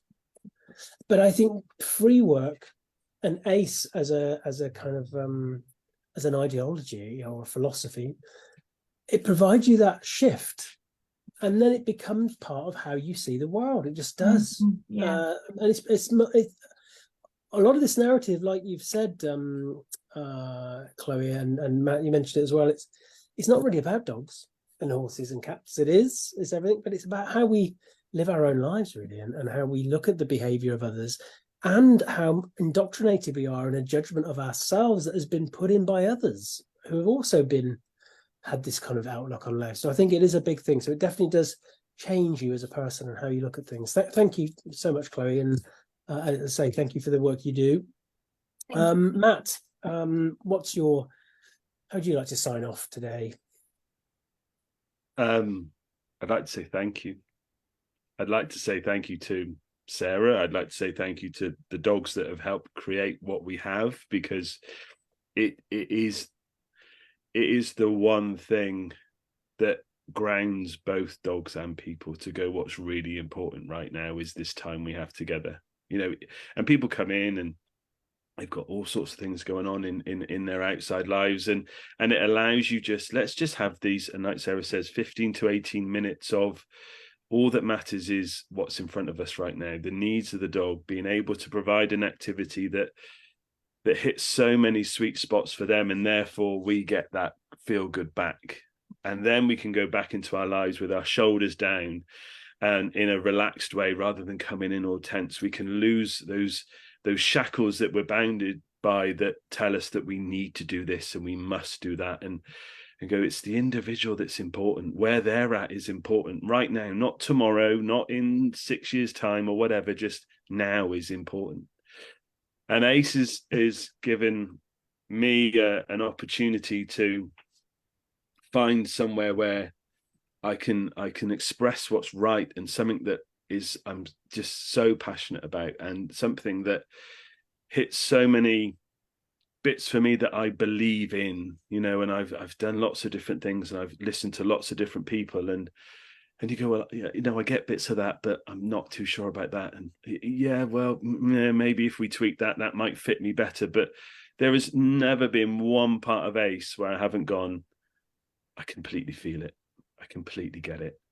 And it's just the way in which it's delivered, the way it's shared, the openness of it. Nothing is protected. Everybody has a value and a place, and all the dogs have a value and a place. It's Sarah says it's a gift, and it really, really is. And it gets in your blood, it gets under your skin. It's an itch, it's a thirst.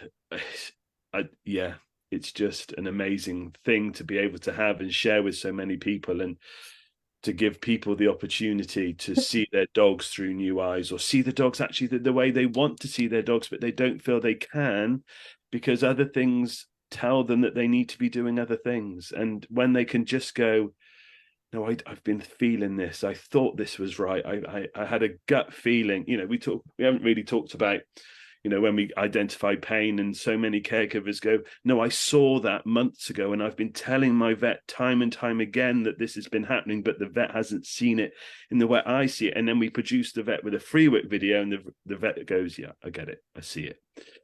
And that confirmation from the caregiver that what you know about this animal that you share your life with, you're right, because you connect with it in such a deep way, rather than just I teach and you learn. It's we learn together and we explore together, and we have this magical connection. If you could move on there, that'd be really nice. Oh, Matt. Oh, and I'm so lucky in ACE that we have such amazing people who come and embrace it and learn with their amazing animals and learn from their amazing animals and go on to change the lives of other animals in their care, whether they're there as a client or they're temporarily, hopefully, while they're looking for a new home and rescue. We have such an amazing community, Andy, and you are part of that community as well, obviously.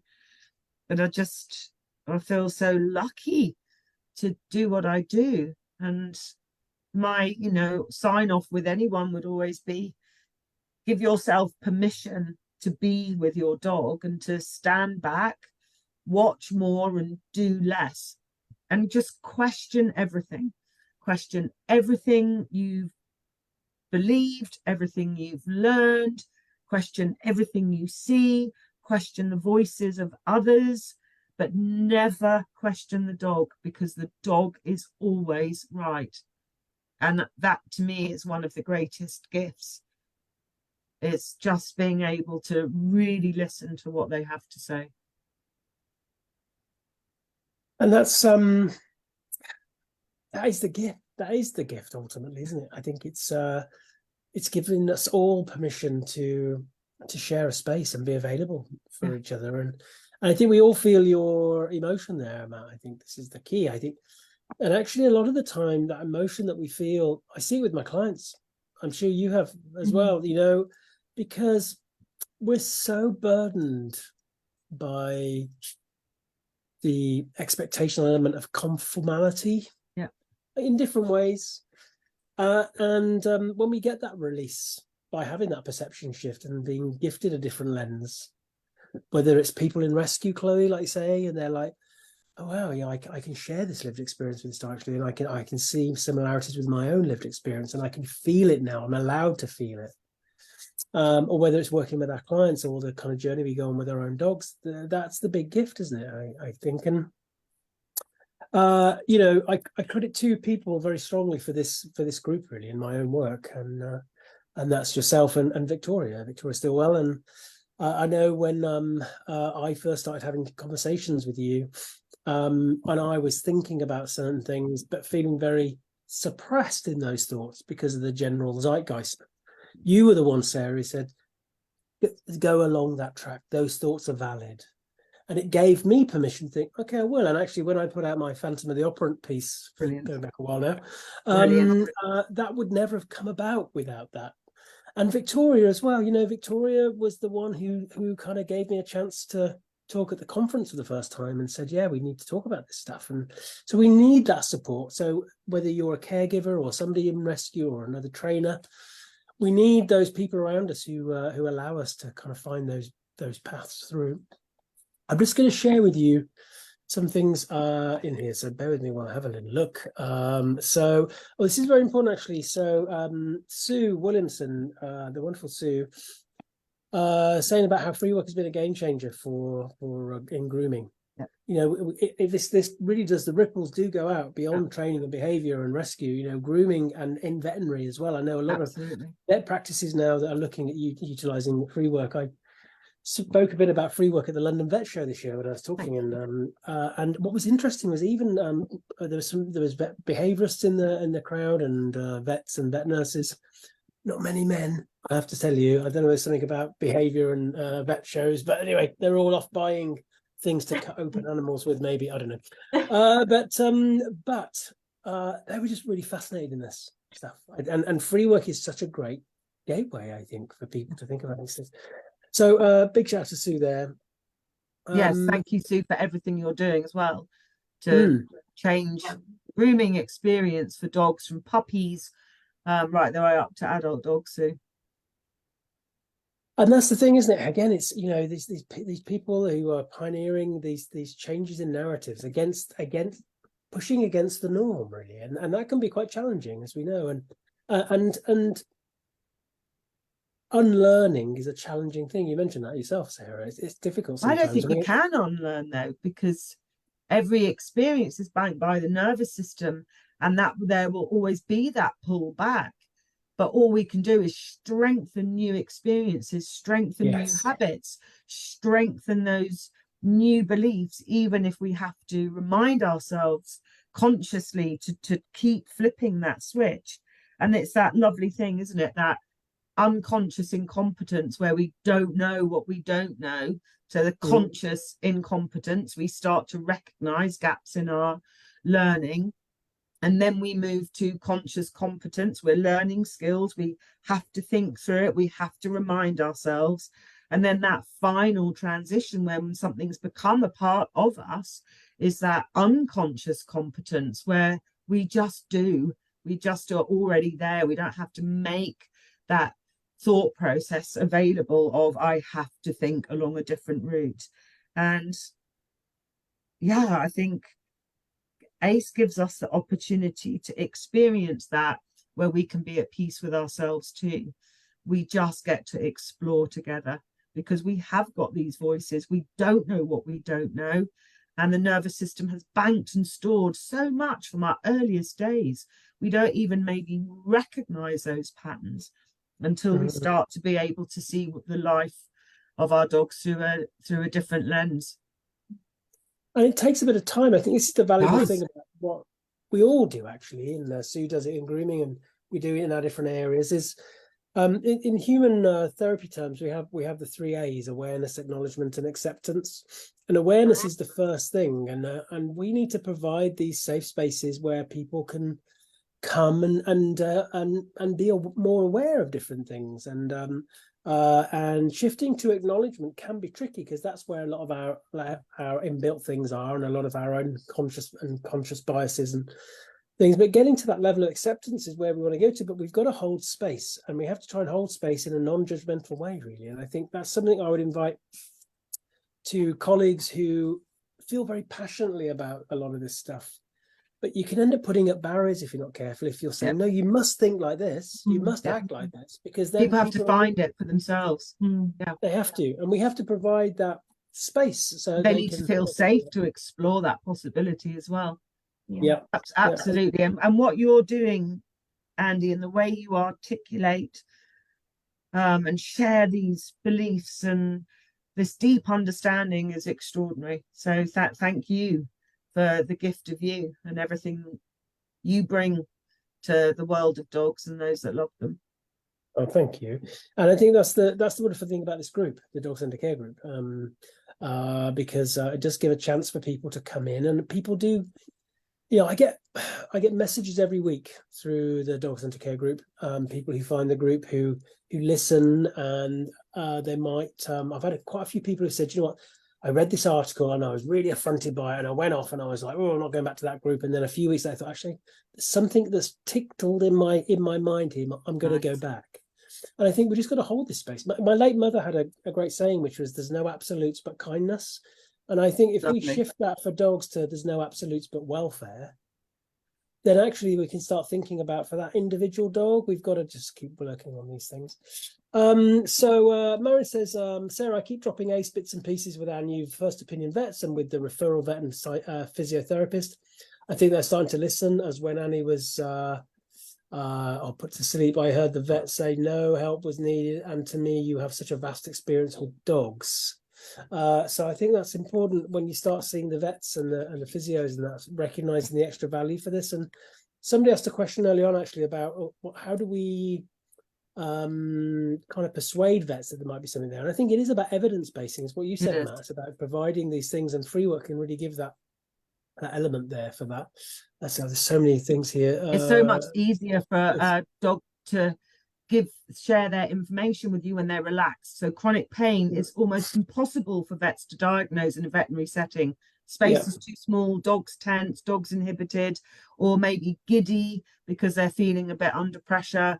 Time, it's not an easy environment for the vet to be able to identify chronic pain. It really isn't. We need to be able to help the vet for sure. And Robert Fulton Taylor's sharing a great series at the moment on myths around chronic pain. I think they're great. They're being shared in the group at the moment, just little bits about that. And I think it is about us building up connections. When I was at the London Vet Show, it was interesting speaking to the vets there, and them saying, and this is a part of the problem on our side of the industry, I guess, because of the fact that it is unregulated and there's lots of different people, different views. But they could see 5 or 6 dogs in a day, all from 5 or 6 different professionals, behavioural training professionals, all telling them something very different. about their opinion on Yeah. training and that kind of thing. And I think they do really value it when professionals say, well, actually, it's not my opinion. This is what I've observed. This is what Yeah. I see.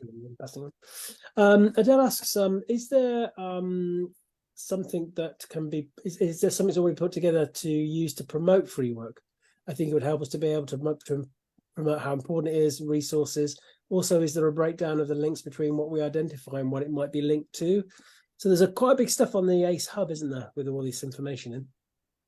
We've got some stuff in ACE Connections. I definitely need to do more writing, need to do a lot more updates too, because it's evolving at such a rapid rate that what I would have written 2 years ago would be so out of date, because there'd be so many more layers, because we're not going to see it all. You have to know that.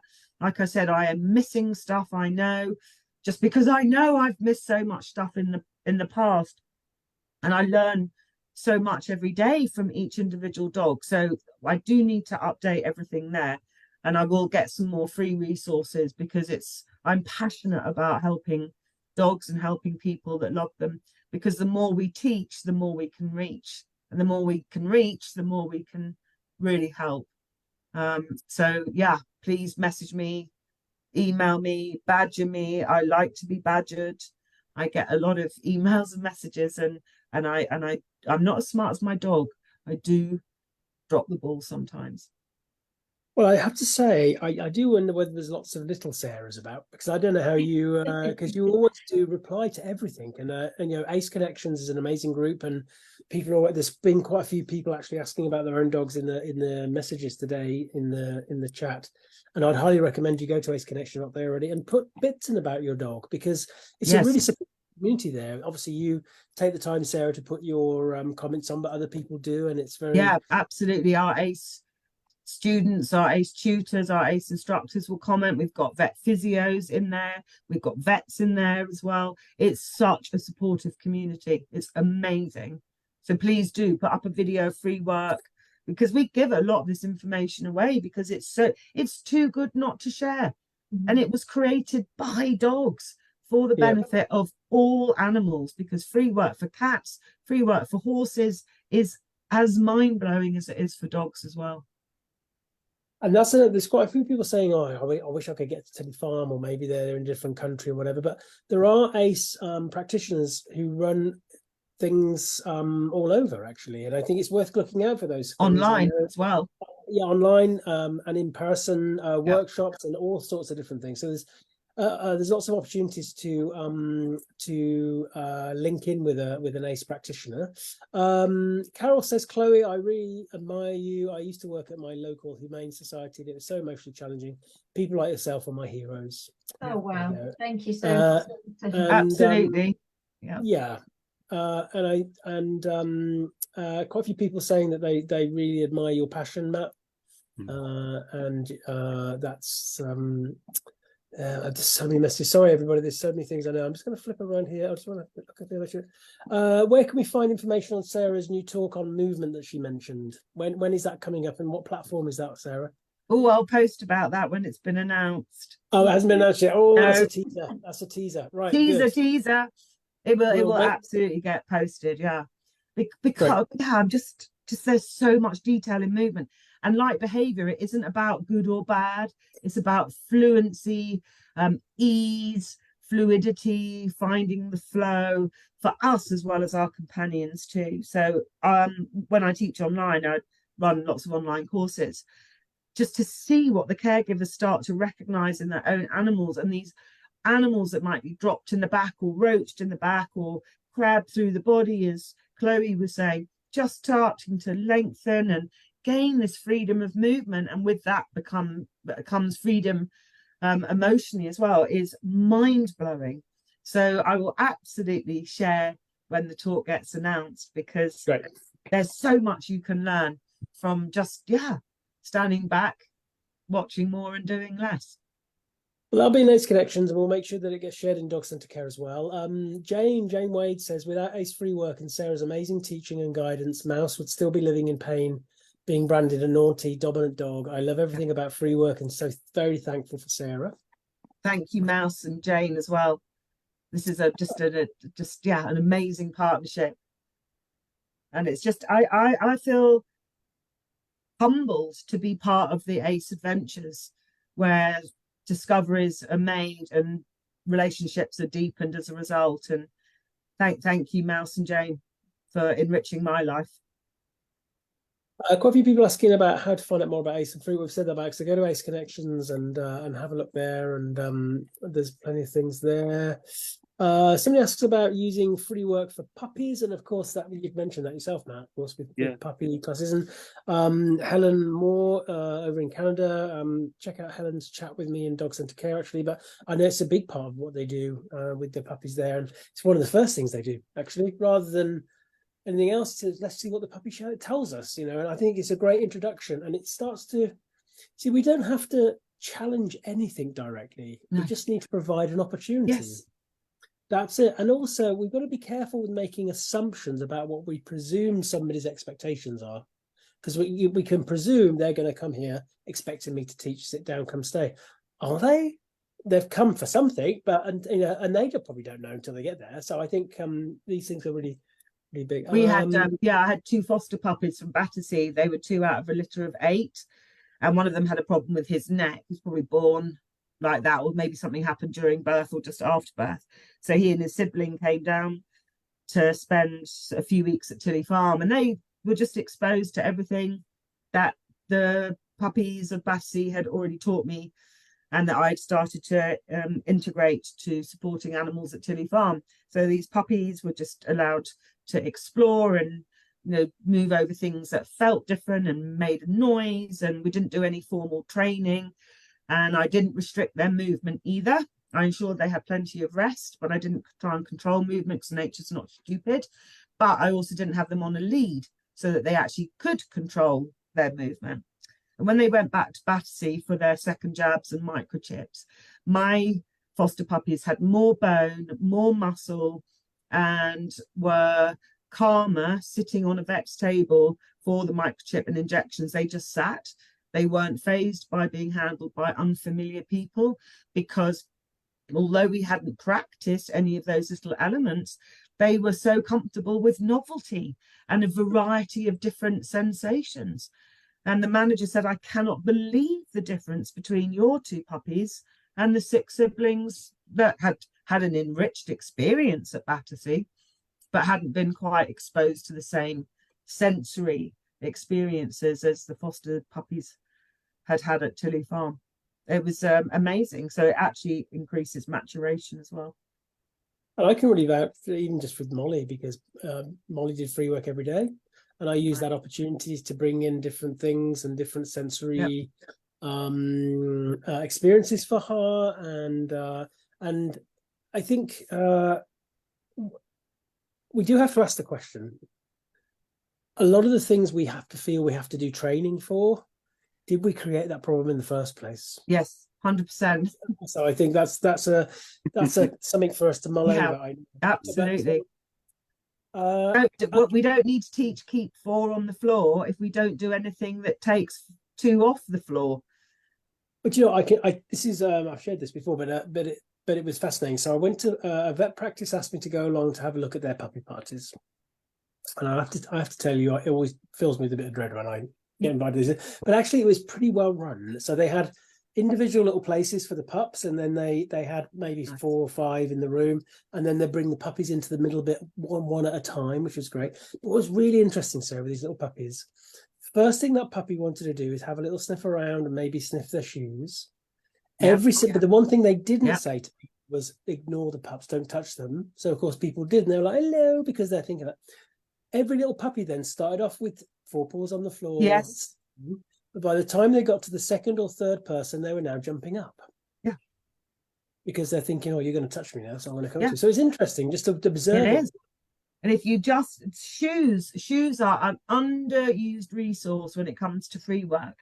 And that was a game changer for many sensitive dogs when I recognised this little amazing sequence of shoe scent, lower leg scent, upper body breath, was that we would have tops available, inspired by Sarah Heath, my wonderful friend and colleague, many, many, many years ago. But hadn't really thought about putting shoes in. So now if we've got a dog that might be a little bit worried, we'll create a person sitting on a chair. So we'll have shoes on the floor, spare top draped where trousers would be if that person was sitting there in real life, and then put a fleece or a jacket hanging over the base of the back of the chair. And dogs follow the same sequence: glance towards fake person, walk by, then go and shoe scent, sniff trousers or, you know, fleece or whatever's in the place of trousers, and then move around and scent the jacket. And the other thing that anxious dogs prefer to do is actually do that sequence from behind.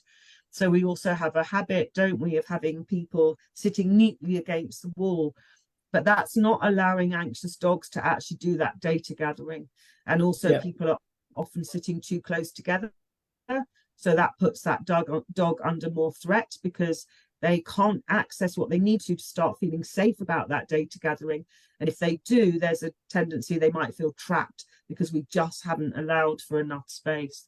And watching dogs orientate themselves in an environment, so many anxious dogs need to check the barriers and the boundaries of that environment. And then I think about, wow, you know, these sensitive dogs are going out and they're not being allowed to find the barrier that might be the fence, it might be the hedge. They're being encouraged to that open space in the park, or that walk along an environment where the path sort of just cuts across grass. You know, let your dog find the boundaries, the parameters of that environment that help them feel safe. It's another really strong pattern. They need to just check the boundaries before they feel safe enough to start exploring. And this is something I think everybody, you know, any of my clients listening in now who have come to where I do my work, I've got my mannequin dummy that I use in a similar way to do some obs, and there's a richness to allowing the dog to show you stuff. I think the temptation is to think, okay, the dog struggles around dogs, so we must start straight away with dogs. And then invariably kind of in probably a counter conditioning type way. Whereas in fact, if we just let the dog show us, what are your processing preferences, what are your engagement preferences, what do your exits look like? We were talking about processing, engagement, exit on the phone a little while ago. And I think these things that you've learned from your observations from free work have really shown that. You know, a lot of these dogs, I see it as well, where they come to the side or behind, they're probably trying to process without eliciting engagement. They just absolutely want to absolutely. Okay, well, this the and Mike, sorry, can I just also say that, you know, we focus on a dog's response to other dogs or their response to people, but in my experience, most often if it's a sensitivity to another dog in particular, you're looking probably at chronic pain. And if the dog is worried about dogs and people or unfamiliar people, in my experience, they have a fear of novelty, full stop. But we tend to fixate on the dog human sensitivity. We don't recognize that it's novelty, novel outlines, novel movement, novel shapes of dogs that are causing the anxiety. But when we start to recognize the dog is fearful of new experiences, we can bring in low-level novelty in the safety of a familiar environment. That's free work, and start to build that banking history of new experience in a really calm, safe and rewarding way. We don't need to focus on the end behavior. Part of my learning for humans was Chinese medicine, and we look at deficiency and excess. So I apply those principles. If I see an excess behavior, I don't even think about addressing that, because we are in danger of suppressing it, even with reward-based training. I want to find the deficiency, because if I fill in that gap, guess what happens? The excess just naturally subsides. If I work on suppressing that excess, even through reward-based training, in inverted commas, because quite often it's not actually rewarding for the dog, guess what? Might come down a bit from an external point of view, but we haven't addressed the internal response of that dog to that deficiency. That's a huge impact on just general mood state. You can imagine if those who are kind of into the core affect space models, when you've got that dog who's in that more pessimistic outlook, It doesn't matter how much you add in good stuff. They're not looking for good stuff. They're looking for the other things. And I think that's amazing. So the comments are coming thick and fast. I can't really keep up with them, but I've talked about a few things there. Quite a few people have mentioned your videos, Chloe, and how they loved how you work the dog around the car, and they're going to have a go with that themselves. So thank you for sharing that resource with us. Amazing. Well, I wanted this to be a bit of a celebration of all things ACE, and I think it has been. I think we've heard so many different stories from you all, and also, you know, do have a look at the comments in the group, Sarah, Chloe, and Matt, because there's a lot of them, and it's been a great way to kind of finish the year, really.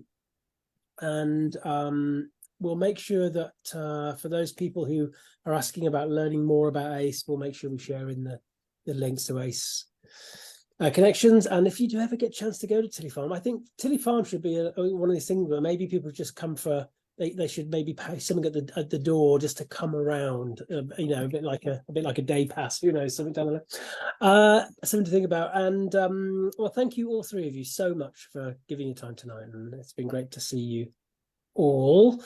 And this is the last Facebook Live of the year.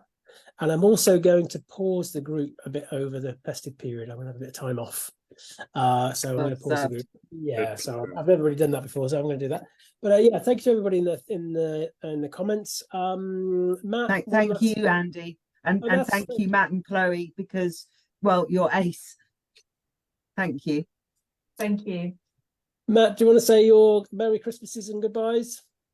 Well, yes, Merry Christmas. Merry Christmas. Hang on. Yeah, Merry Christmas, everybody. I've got my I have been admiring your Christmas Pooh Bear in the background. So yeah, have an ace Christmas, everybody. Chloe, say goodbyes. Yeah, I'd echo that. Thank you so much for having me, and everyone who's joined us tonight. Have a very Merry Christmas.